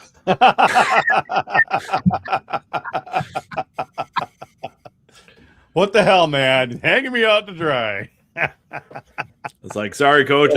I don't know. Just I hit a growth spurt or something. Late bloomer. Like best game of my high school life was just after I graduated. So in a summer league game. So much fun. Sound like, I was gonna say, you sound like you had a good time, man. Oh, it was a great summer. It was like my summer before I went to college, and drove the Zam and got to work out all the time and had a great experience. All right. Tim, how long are you going to keep us show going? As long as I can. People still go there. I mean, no, I know that, but I even think about it too. How long do I keep you going? It's a passion, right? You know? Yeah. Maybe you have to keep it until the Gophers win another national title. Oh, jeez.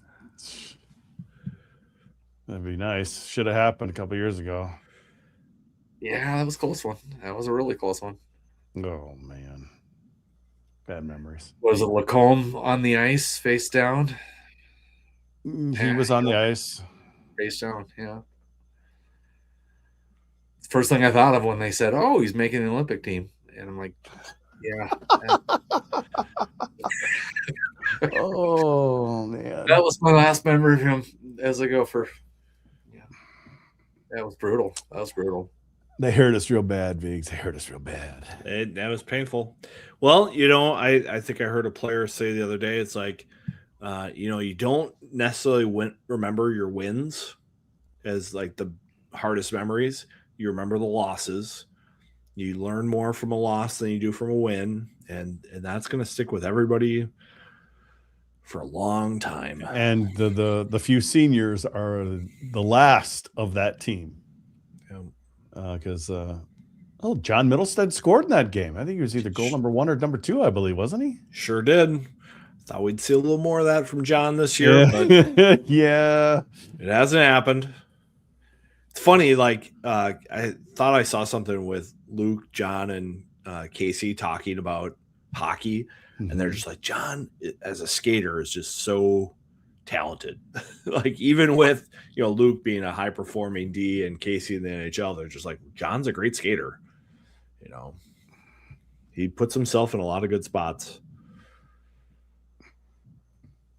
But I'm not a coach of the Gophers, so what do I know? All right, Tim, who should be the next coach of Minnesota when Motzko decides to hang it up? Oh my God, I know, that's brutal. Can you give us 5 candidates? 5 candidates. There you go. Not who. I don't know if who are 5 names? Are you going to pick mostly like player alumni, or are you going to go with anybody current coaches? I think you have to have someone with coaching experience. Can't just give it to like Paul Martin. No, he doesn't have any head coaching experience. Can't give it to Tom Chorsky. No. What about the? Shoot, I mean, I don't know God. I mean, if he went to Wisconsin, I would have said Hastings, but I don't think they're going to take him get him from Wisconsin. So it gets tough with that. Viggs wouldn't like it because he wouldn't be able to watch practice if Hastings was coach. Yeah. Oh, he doesn't Not let allowed. not allowed. Oh, Molesky hates it. Molesky hasn't seen a practice since like forever. yeah. Well, some of the names that we've heard: Garrett Raboyne. Okay. Because he was here. I think that he's from the St. Cloud kid. He's at St. Cloud, so you're just going back to back St. Cloud. What about the kid, the guy that's doing Augustana? Garrett Raboyne. That's Raboyne. That's Raboyne. Okay, that's Raboyne. Yeah. Okay. Yeah. That he's at. And you run a college hockey website? What the hell, dude? I'm just trying to.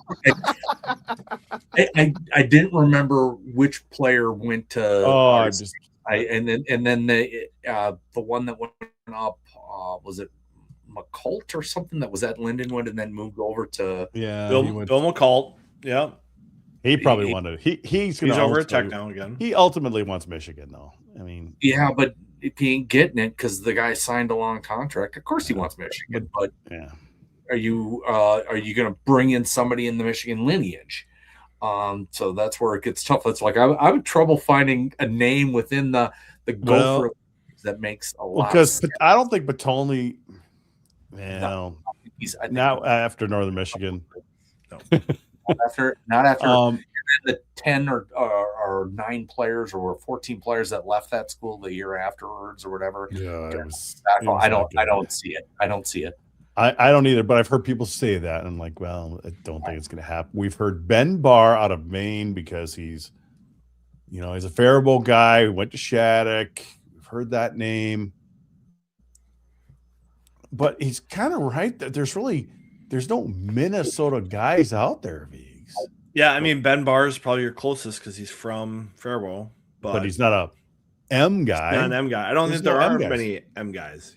Corey Leyland is at St. Thomas as an assistant, but he's not really a high-profile assistant. No. I do think Pat Ferschweiler would be a candidate at Minnesota. As much as Western Michigan is putting into their building and their rink, Western Michigan is not a Power 4 school. They will never have the budget of a Big Ten team. Yeah, that would be a step up for him from a monetary and from a prestige point of view. I think he would do well, but no lineage. That's why I was having struggle naming anybody with a lineage that even remotely ties to Minnesota. There's no one guys. Like Travis Richards is probably the alum with the highest coaching credentials, but he's never been in college too old successfully. They need a young voice. They do. I'm just trying to explore. I'm just kind of exploring the edges, Jupiter, of alums who coach. Yeah. I really wish Mike Gensel would have kept coaching.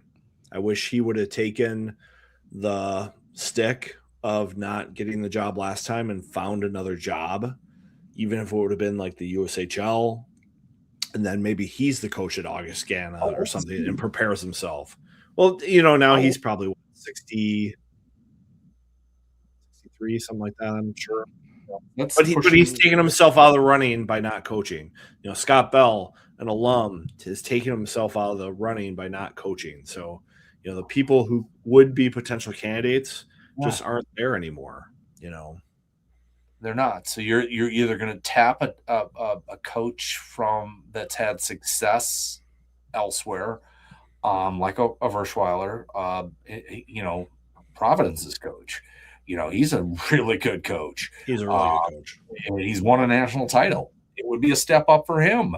But again, East Coast guy. How does that fit in? So it's not easy.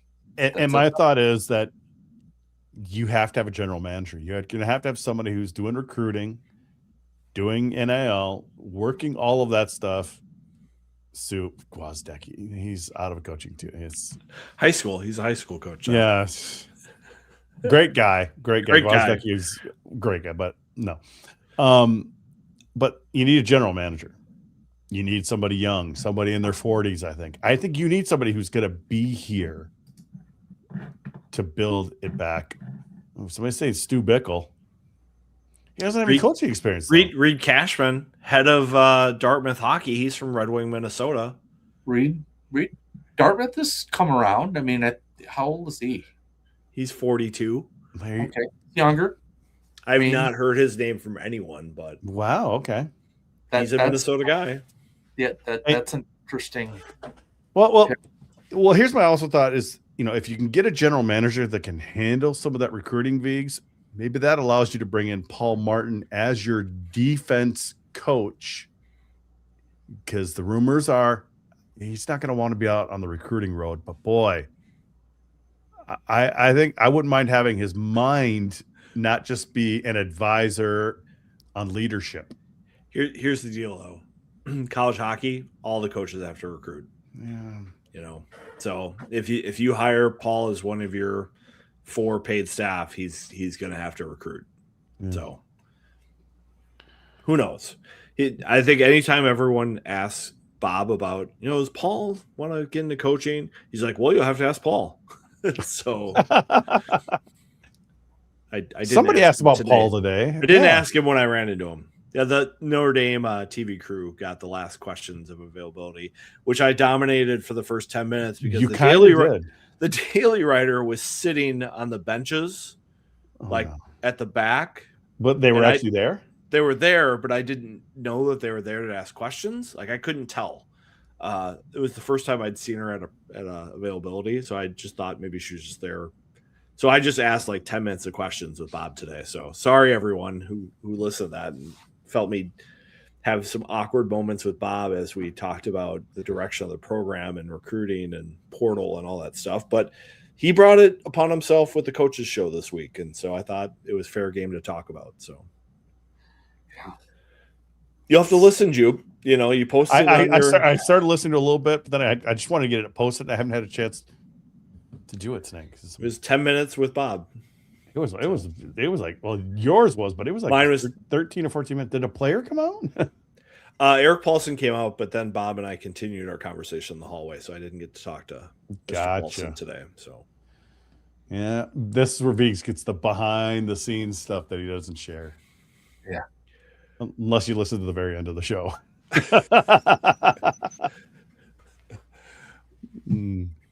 Well, it's a tough time for the Gopher program right now. It is. Anytime you're talking about other coach candidates, it's not going great. And who knows? Who knows what's going to happen? Bob's got 2 more years after this in his contract. We just saw Fleck get a contract amendment this last week. He gets one every time someone sneezes, though. Yeah. Keegan Cook got one. Even Forrest Carr at Duluth got one this week. So there are amendments happening out there. So we'll see what's going on. Are you demanding change, Tim? Are you at that point yet? Are you like, I would go out? No. I think Motzko's is a good coach. I'm not demanding change of the coaching. I would like to have him embrace some of the things that have changed in the game, like the CHL. That's the biggest, I think, miss this year. He should have had somebody in line.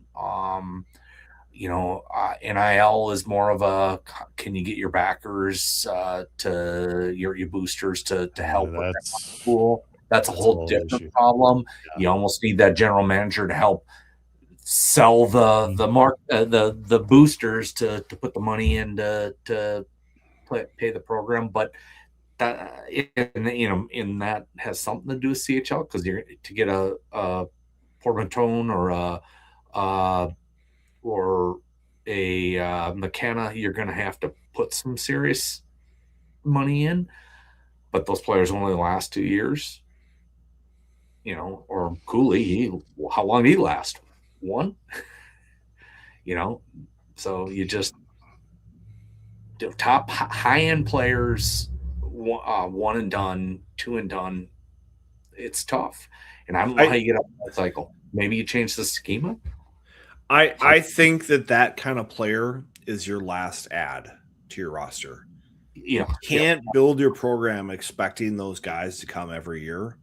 They need to come to a roster where you have a talent and you have an obvious spot to fit that player in. Do you recruit to a program style? Do we change the? I mean, are we the up and go? Are the Gophers still the run and gun, high offense octane kind of team they once were, or do we focus more on the defensive side of it? I mean, this year, what stat is one of the Gophers leading the nation in? Block shots.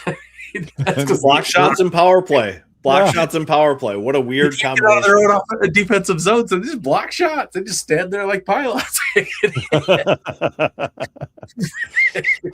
Yeah, he's not wrong. Because we've never seen him close in any kind of shot block category. Oh my God, no! It's usually they're usually get double block shots for the other team that they're shooting into their shins. They own the puck. They can pass. They're faster. They're on the puck quicker. That's Gopher hockey, right? Puck possession. That's what they've been really good at for a long time. But you can win with other styles. I wouldn't say. I mean, that Michigan plays a very similar style to that, but I wouldn't say that Michigan State does. I think Michigan State plays a very different style of hockey. Penn State plays more of a possession style. So. I'm sure Gopher Game Notes has dug into this, but like I'm sure like the shot numbers this year for Minnesota, like shots for, shots against, have got to be an outlier to program history. Like the number of games Minnesota has struggled to put up. I think 25. I think the over-under for Gophers this year are probably like 20 shots. Yes. Where most years the over-under is probably like 35. I think their average is like 24, 25 a game or something like that. It's really pretty low, but then they give up like 30. Mm-hmm. But you've got some games in there where they piled them on. You do, and they are outliers. But they're back to the mean. The mean versus the average are two different things here on this one. Yeah. Like I bet if you looked at the mean, it's a weird number this year for Minnesota. Much lower. It'd be 20. Yeah. And they've just struggled to get possession, to maintain a presence in the offensive zone for a long period of time. And I think that's because the defense is not up to standard. Yeah. Oh, yeah. Look, 2 players on this year's Olympic teams were defensemen in the national championship game. That's insane. It's insane. Think about the level that you had it at. They're like 47th in shots on goal this year. I think if we check the tape on our first couple of podcasts of the year, I said this team is putting a lot of faith that Leo Gruba is going to be the answer at defense. And he has not been the player that they need him to be. Thomas has struggled as well recently. Well, I think because Thomas is being put in a role where he has to puck move. Mm-hmm. He's not a puck mover. He's a defender first. He's a supporting player. He needs to play with someone who can create offense. Even if it was like Mike Kester and Cal Thomas out there, that would be a great pair because Thomas would allow Kester to do all the stuff that Kester does, and Thomas would do all the stuff that Kester can't. But there's no pairing for Thomas this year. There's no person to put him with that's going to be able to take advantage of the stuff that Thomas does well. So then you have Thomas making these D-to-D passes instead of going north and the puck ending up in their own net. It's just you think was it losing Renzel that really opened this whole set these dominoes up, or what was it? I think Renzel and Chesley. If those two guys are back, this team is just fine. They don't lose these games the way they lose them. If those two guys are back, this team's in the NCAA tournament. Because everybody now has to play roles that they can't play. And it's been too much for them to overcome. Was Chesley a junior, or was he? What was he? I forget. I think he was a sophomore, wasn't he? No, I think he was on the national champion losing team. I have the memory of a Fig Newton, so I don't. Okay, he was a junior last year. Okay, Yeah, senior year, but still. He hasn't had a sniff of the NHL this year. He gave you the 3, so that you ask for. So Chesley was not the one I would say that it's the ones that burn you, or like you can't replace Renzel. He grew so much in that second year. I thought his first year, second year, the back half of that first year was really good. That last year, and the first half of last year was really good, but the second half of last year, he's checked out. He was looking ahead. He was looking to play for Chicago. He was listening more to the scout from Chicago who would meet with him after the game rather than his coaches. And you could see it in his game. He was not improving in the areas that he needed to for the Gophers to be successful. His play around his own net, his caution in transition was just not there.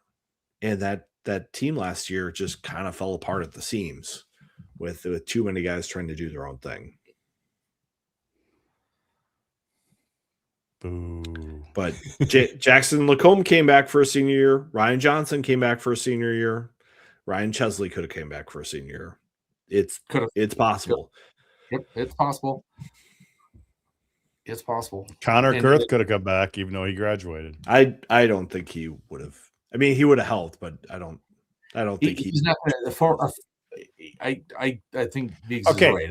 He could have taken a spot than a D3 Graham Harris. I get what you're saying, but I don't think. But that's what the fans are going to say. They're going to say, the last guy you brought in was a D3 player at Augsburg. It's hard to argue against that. You can't paint the frescoes with plumbers. You need artists. I don't know. Our roster's going to move up to 28 players. You think that's going to be something to talk about during the Naples meetings? There's a lot of push because of the goaltending situation. If you only have 2 goaltenders and one of them gets hurt, you're done. You're done. And there was issues where the third goaltender or ability. There was some like RIT had to put a third string person in or a club player in and all that stuff. The goaltending is what's going to drive that. I believe discussion at the focus convention. What are you drinking now, Viggs? I got an old reliable size 7. So it's a 2-beer overtime tonight. It's been a long week already. Yeah, I should have poured myself a Jack and Diet. Not stopping it, Tim. Not stopping. You're at fish camp. I'm sure there's plenty of things there. Well, no, it's just it's with an older couple and my wife. My wife's they're probably all asleep. They're probably going. You got to prepare ahead of time. You got to bring it with you. Well, he hasn't been on the show in 14 years. I think I was only on the overtime then, or whatever it was. And no, you were the main guest. You were the main guest. Oh, sorry. The funny thing is, I looked it up today, and it said you were the main guest. It was like episode number 19. 19. Yeah, we're still recording then. So it was the first. I did so well. You invited me back 350. Wow. 20 you disappeared from Mariucci for a couple of years. I did. There were some years you weren't even there visiting. So just saying. And for the longest time, I was on the other side. I wasn't next to you in the press box. I was still. You were hiding over there on the other side, which they don't put any media over there anymore. Yeah. For the longest time, So, plus you're kind of a recluse. No one knows who you are. Yeah, it's awesome. You don't have a Twitter handle. I was having to use Us Joe for the Twitter thing.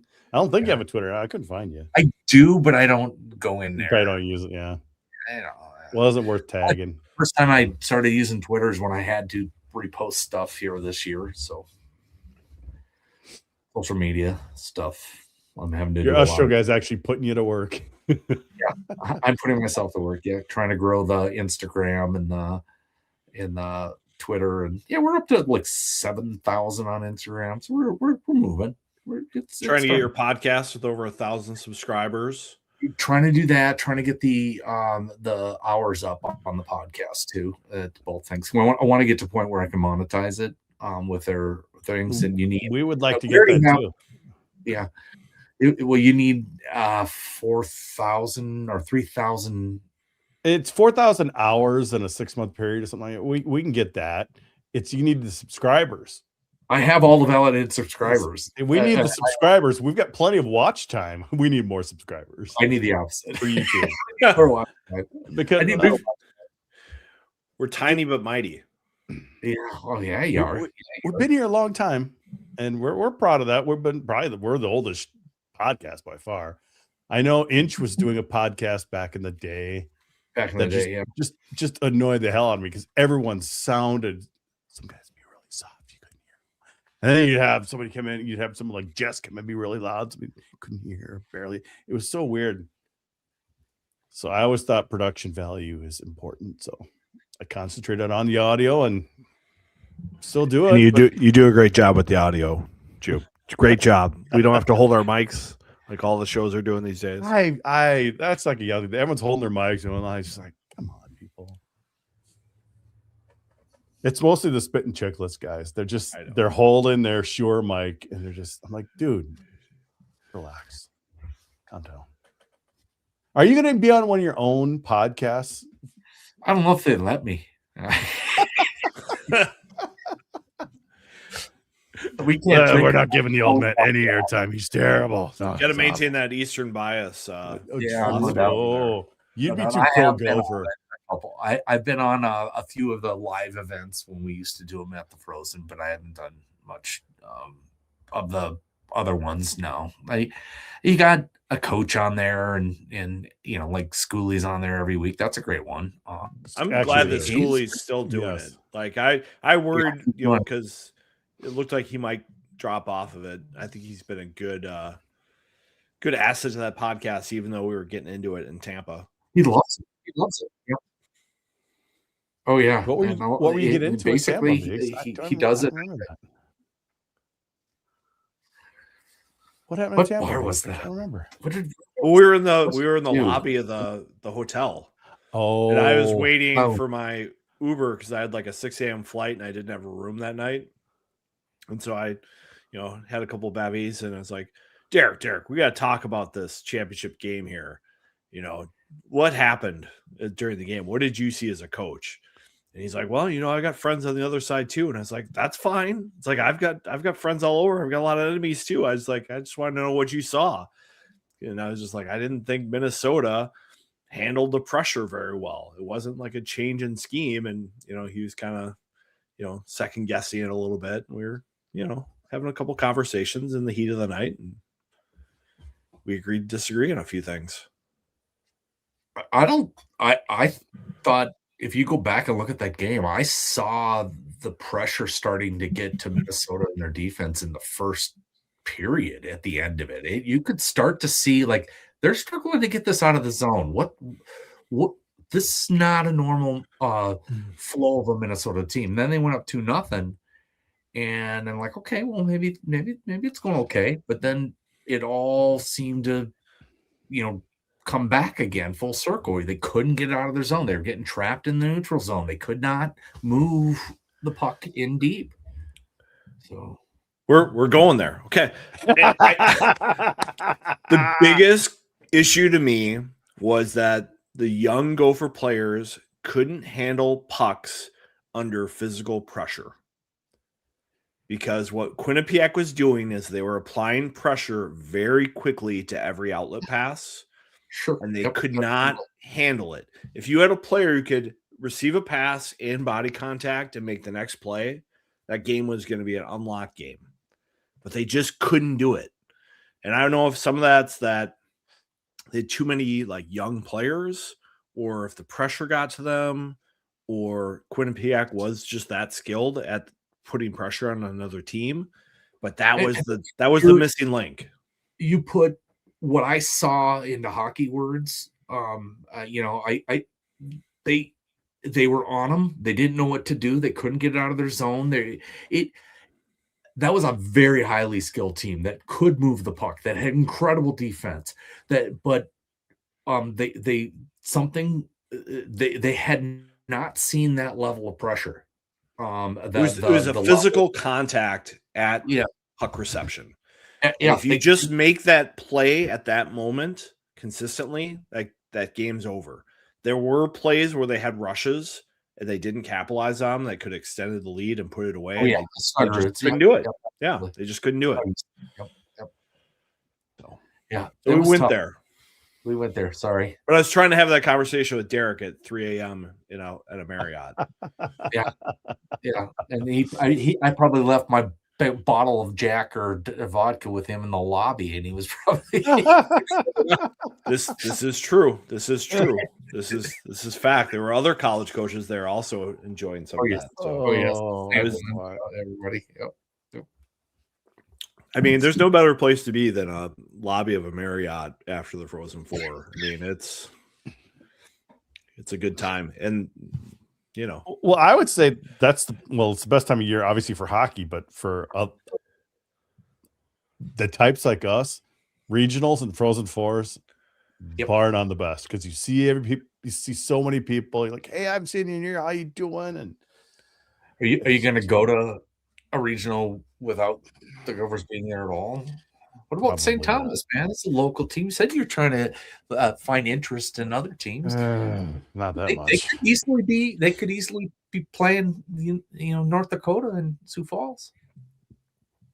There's like 4 people from the U who now work at St. Thomas, so I'm sure we'd see people we know. Yeah, McGinnis finally started his job there, didn't he? Yep. He'll be there. No, he's not doing a hockey thing though. He's doing something else, I believe. I don't know what his official role is, but St. Thomas has plenty of money to attract people. That's for sure. It's a different environment. They're 13th, I believe, right now, 12th or 13th. They're definitely in jeopardy if they don't, and with their bad strength of schedule or mediocre strength of schedule, any slip up and they're. Well, Jim Connolly anointed them as the only CCHA team that's going to make the tournament this week. So I mean, his word is his bond. So I expect to see it happen. The process is every week we pick the highest rated team. That is, if you don't have wins, you have to force an Atlantic team in because none of them in their top 16. So, and it could, St. Thomas could make it, and Michigan Tech could win the tournament, and now you're sitting 2 CCHA teams. So, okay, let's open up the other can of worms. Regionals, should they be on home ice? Yes. Can you convince the rest of the coaches that? Do you go to Naples, Tim? No. Conley went one year. I did not go. Okay. It'd be interesting. They don't let you in, like media people in on anything except for the bars afterwards. So you're just going down there from. Could you do like an exhibitor? Could you be like a? You could. They do have stuff. Yeah. You could. I think that would be interesting to be an exhibitor there and like do a podcast where you try to get every coach there to come through and just do like a 5-minute, the media mile at the Final Four for basketball, something like that, where you just say, really cool. We could put a pile of them, absolute pile of them to come on. I think that would be funny. You have a beer with Vigo and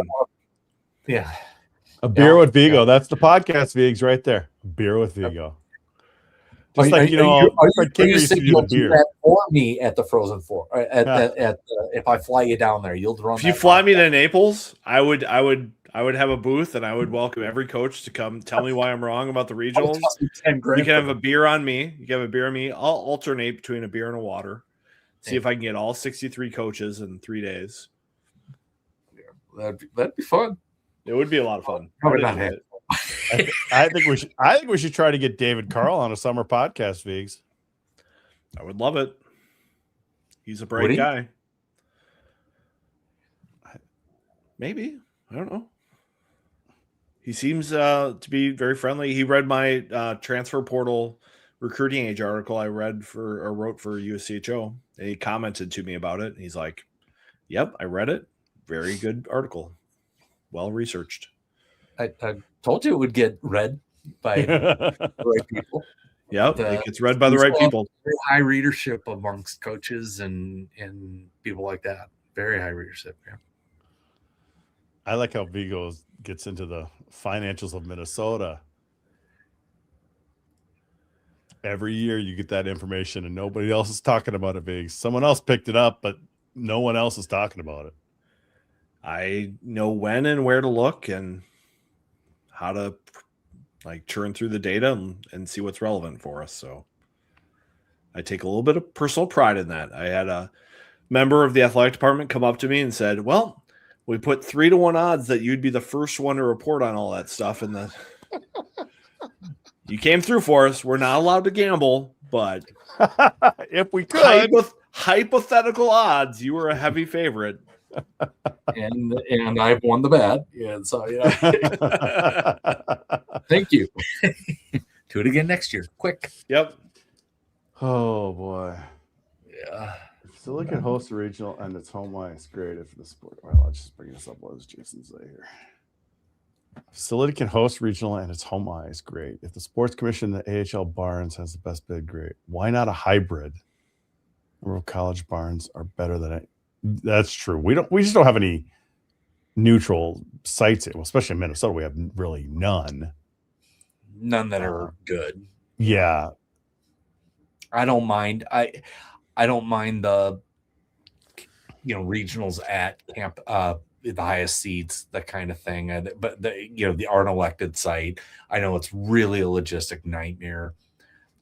There's I think there was the women figure it out every year.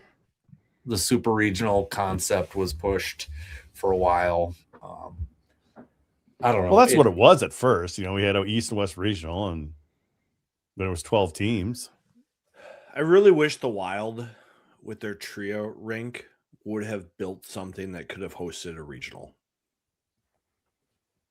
The trio rink is just not quite enough. What's the capacity? The parking, it's like 2,000. The parking's not very good because it's on the roof of a building downtown. What did they do for the St. Louis one? That was an absolutely tiny one that they jammed over. Oh, talk to Schloss on that one. Schlossman just loved that one. Let's put 4 major programs in the tiniest rink of any and call it a success. And that's the thing. That's the thing. I have a beef with Jim Connolly, is that he talks about the success of these regionals because of the committee bending over backwards to make certain sites work. And I just hate that as a narrative for why this model works, because that shouldn't be a consideration. You should be creating the best atmosphere possible.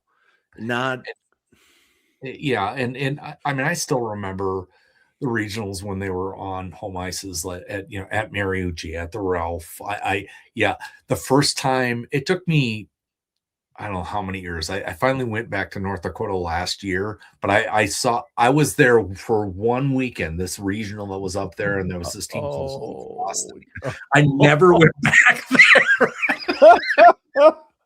Did I ever tell you that? I was there this fall. I love going up there.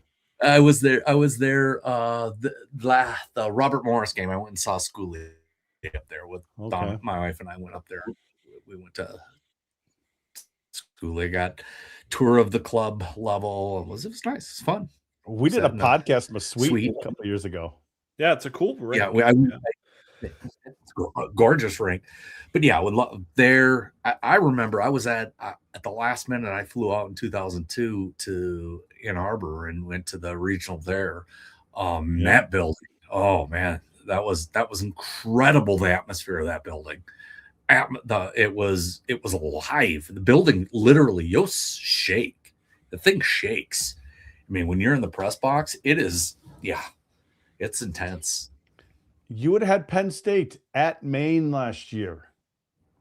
Oh my God, that would have been unbelievable. That would have been so great. Like all the money that Maine has put into that building and their facilities the last couple of years, it would have been great. UConn, like they've put a ton of money into their program. I think they would have had a regional or a first round game last year. You may have to, if it was at the highest seed or host or whatever, you would have to have what happens if Michigan Tech wins and is the highest seed? What do you do there? You're going to bring everybody to the Uber? So don't do the Super Regional. If Michigan Tech is a top 8 team and they deserve a home game, they should get one. And it's just one game.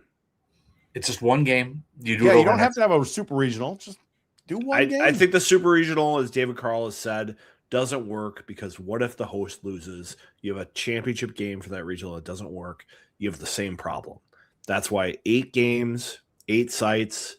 ESPN does it for every other NCAA tournament that they broadcast. They can figure it out. The women's basketball through the Sweet 16 is, or through the round of 32 is all on site. Yeah. So why not?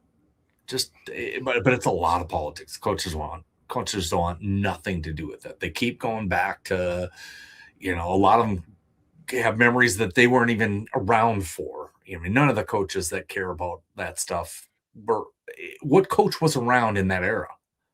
Really? I mean, to remember Michigan getting always getting to the Frozen Four because they hosted every year at well, Cornell's still pissed.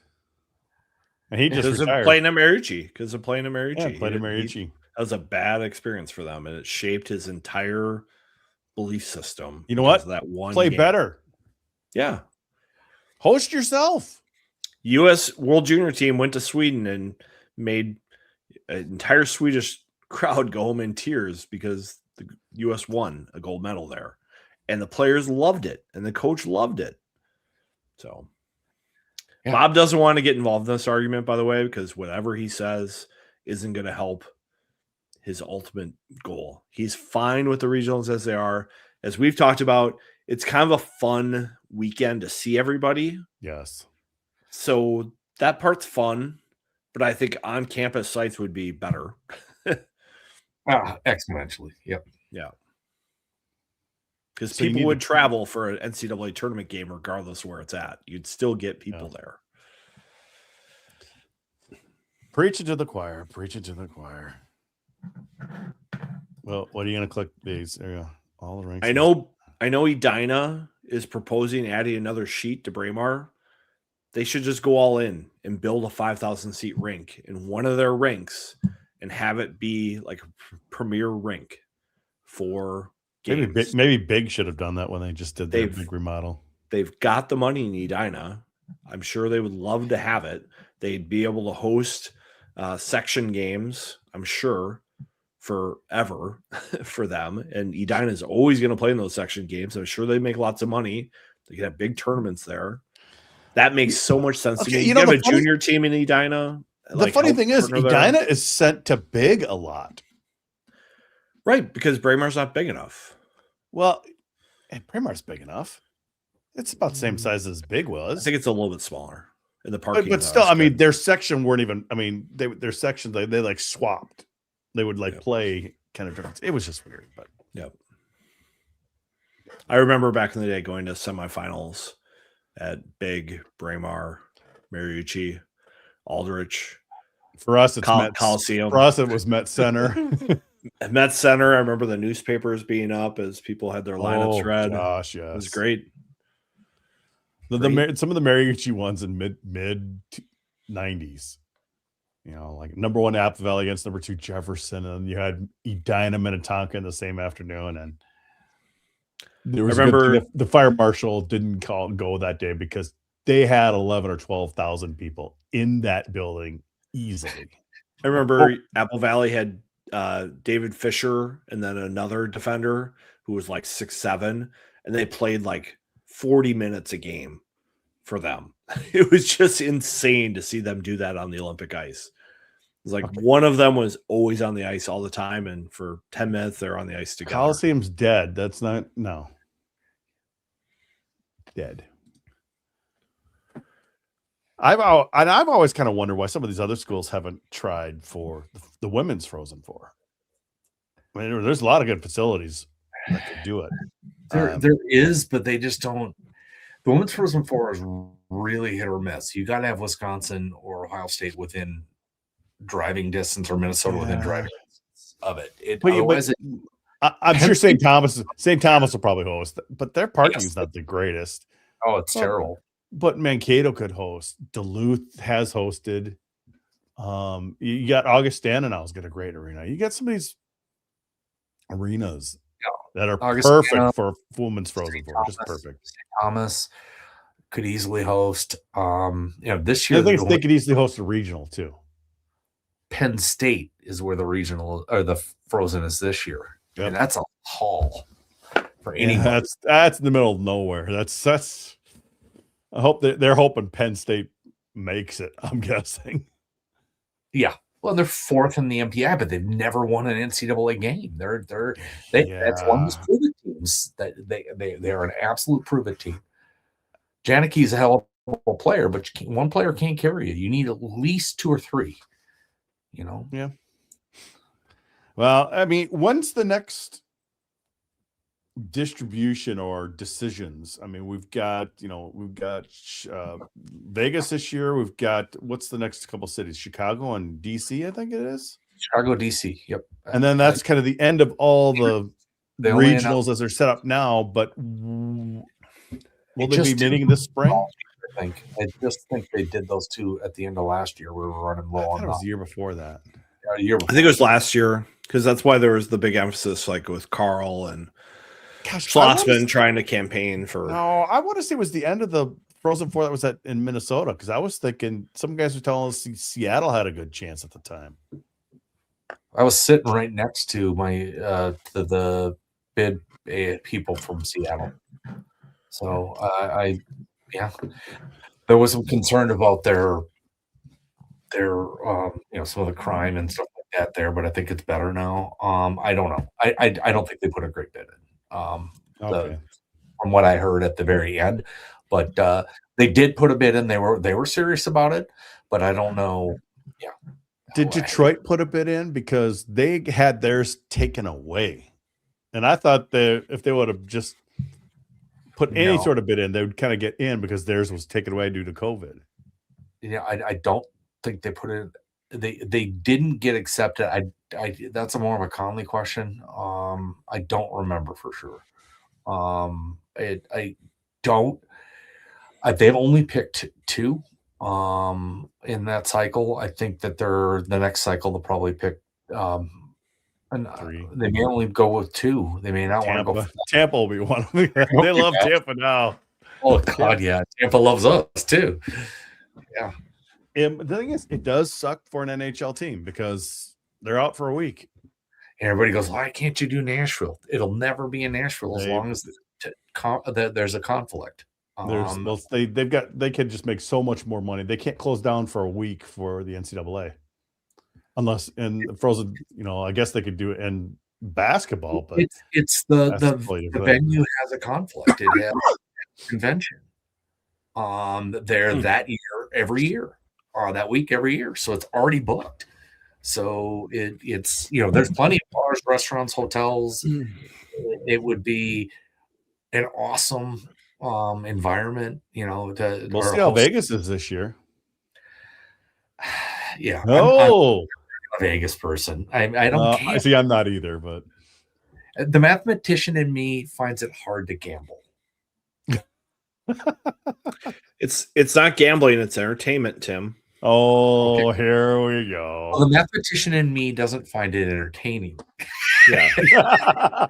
It is a losing proposition, just like going to a hockey game. So especially if you're a Gopher fan these days. Oh, I was gonna go there, but you went first. Yep. No, I mean I love me some bingo and meat raffles and things like that, but just like playing pull tabs or or slots. I mean, my dad loved it. But no. What do you have against pull tabs? It's going to a great cause, a good local charity, usually. Maybe a youth sports organization. I think it's more the gambling part in Vegas. Yeah, I know. I'm just kidding. But I'm not even a pull tabs guy, though. I see far too many times, up here, up in the stick. Well, I'm in North Dakota right now. The sticks in Minnesota. I feel there. I see far too many times where people go in and dump $400 on pull tabs. Yeah. Not the pull tab sports thing. He's just realizing it now. Yeah, I know. The wheels were turning. The mathematician that could not compute quite yet, could not compute. Oh, we got a result. Okay. Yeah. That's why you're talking about for a while. Oh crap, it crashed. Oh. No. That's why he's not in the media, folks. He's not trained yet.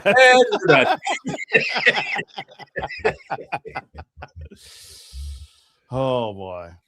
Well, it has been fun. We've been doing this for almost 2.5 hours. So just to cap off our discussion here. Yeah. So they decided last year to pick sites through 2028. Okay. The next time they would pick sites won't be this year, but probably next year. I think they got, so they're 2028. They need at least 2 years in advance. So they have to come out it's probably next summer. They're going to have to come out with at least 2029s. Okay. 29, and they'll do 2 at a time. Yeah. Unless there's no good bids, but they'll do 2 at a time. And I wouldn't be surprised if it's not Boston and Tampa, that kind of thing. Yeah. So you're coming up on Boston again. You're in Boston and St. Paul are always going to be in the mix every 8 years ish. And it looks like Fargo, Sioux Falls, Loveland are what we have out west. Unless coaches change their mind, they got about a year to do it, 1.5 years to do it. We got 3 sites. The only ones that are willing to put in bids. Because think about it. Wisconsin used to do the Resch Center in Green Bay or whatever, and Grand Rapids. I don't know. Yeah.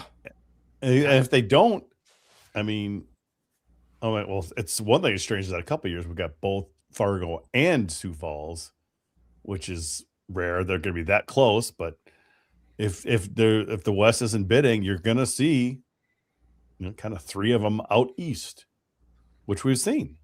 Penn State, yeah. Yeah. Or was it Philadelphia? Or what was the one a couple of years ago? Well, they're doing Allentown, Worcester, yeah, Providence. It's the same old. Holy Cross hosts almost every year now. I notice. It Worcester, and that that could put a wrinkle in the like all the bracketing and all that crap this year. If Holy Cross somehow, runs the table and wins the Atlantic. Because they're the Worcester. They're the Worcester. The Worcester hosts. Omaha's the Worcester is the Sioux Falls host. So everybody's like, "Oh, Augustana, why? If they get there, why would you ship them out?" Like, well, because they're not the host. Well, because of attendance, though, Tim. You want to save regional with attendance. Yes, Sioux Falls. I think the Sioux will do that. North Dakota will do that. Can we call them that still here? You can. I won't. Yeah.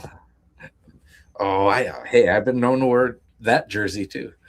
So. Oh boy, you're gonna tick the people off now. Oh, So yeah, it's. I'm a Gopher fan, but I'm also a college hockey fan, and I don't hold the Gopher fan. Oh boy, better idea. Let's attach a rink to Brule.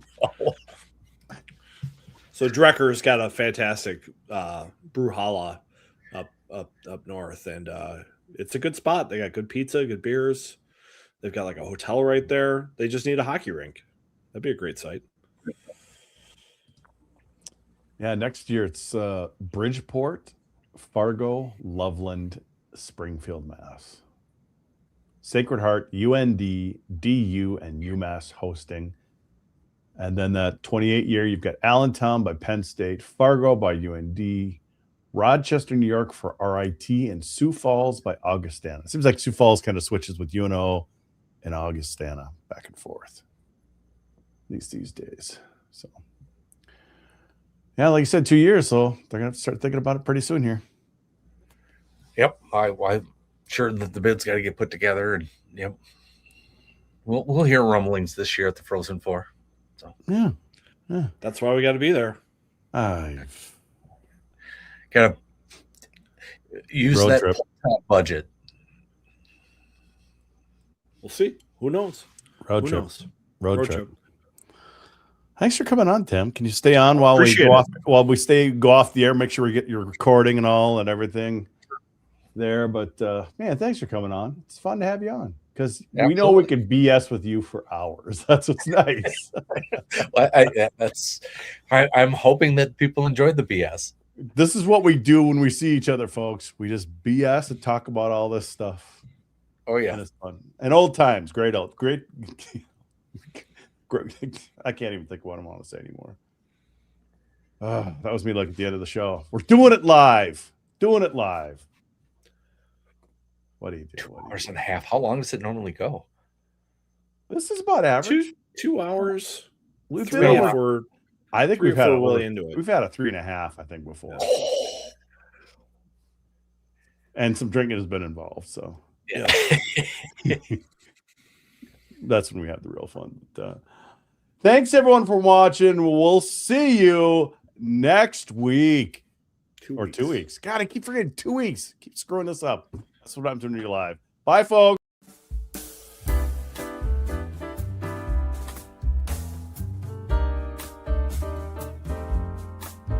On this. Figs, we finally got Tim out of his shell. What do you think? Pretty good. Little disappointed he didn't bring the Jack Daniels with him to the bunkhouse. Yeah, I think that's legit. I mean, it's a legit gripe I have here. And, Bob, if he was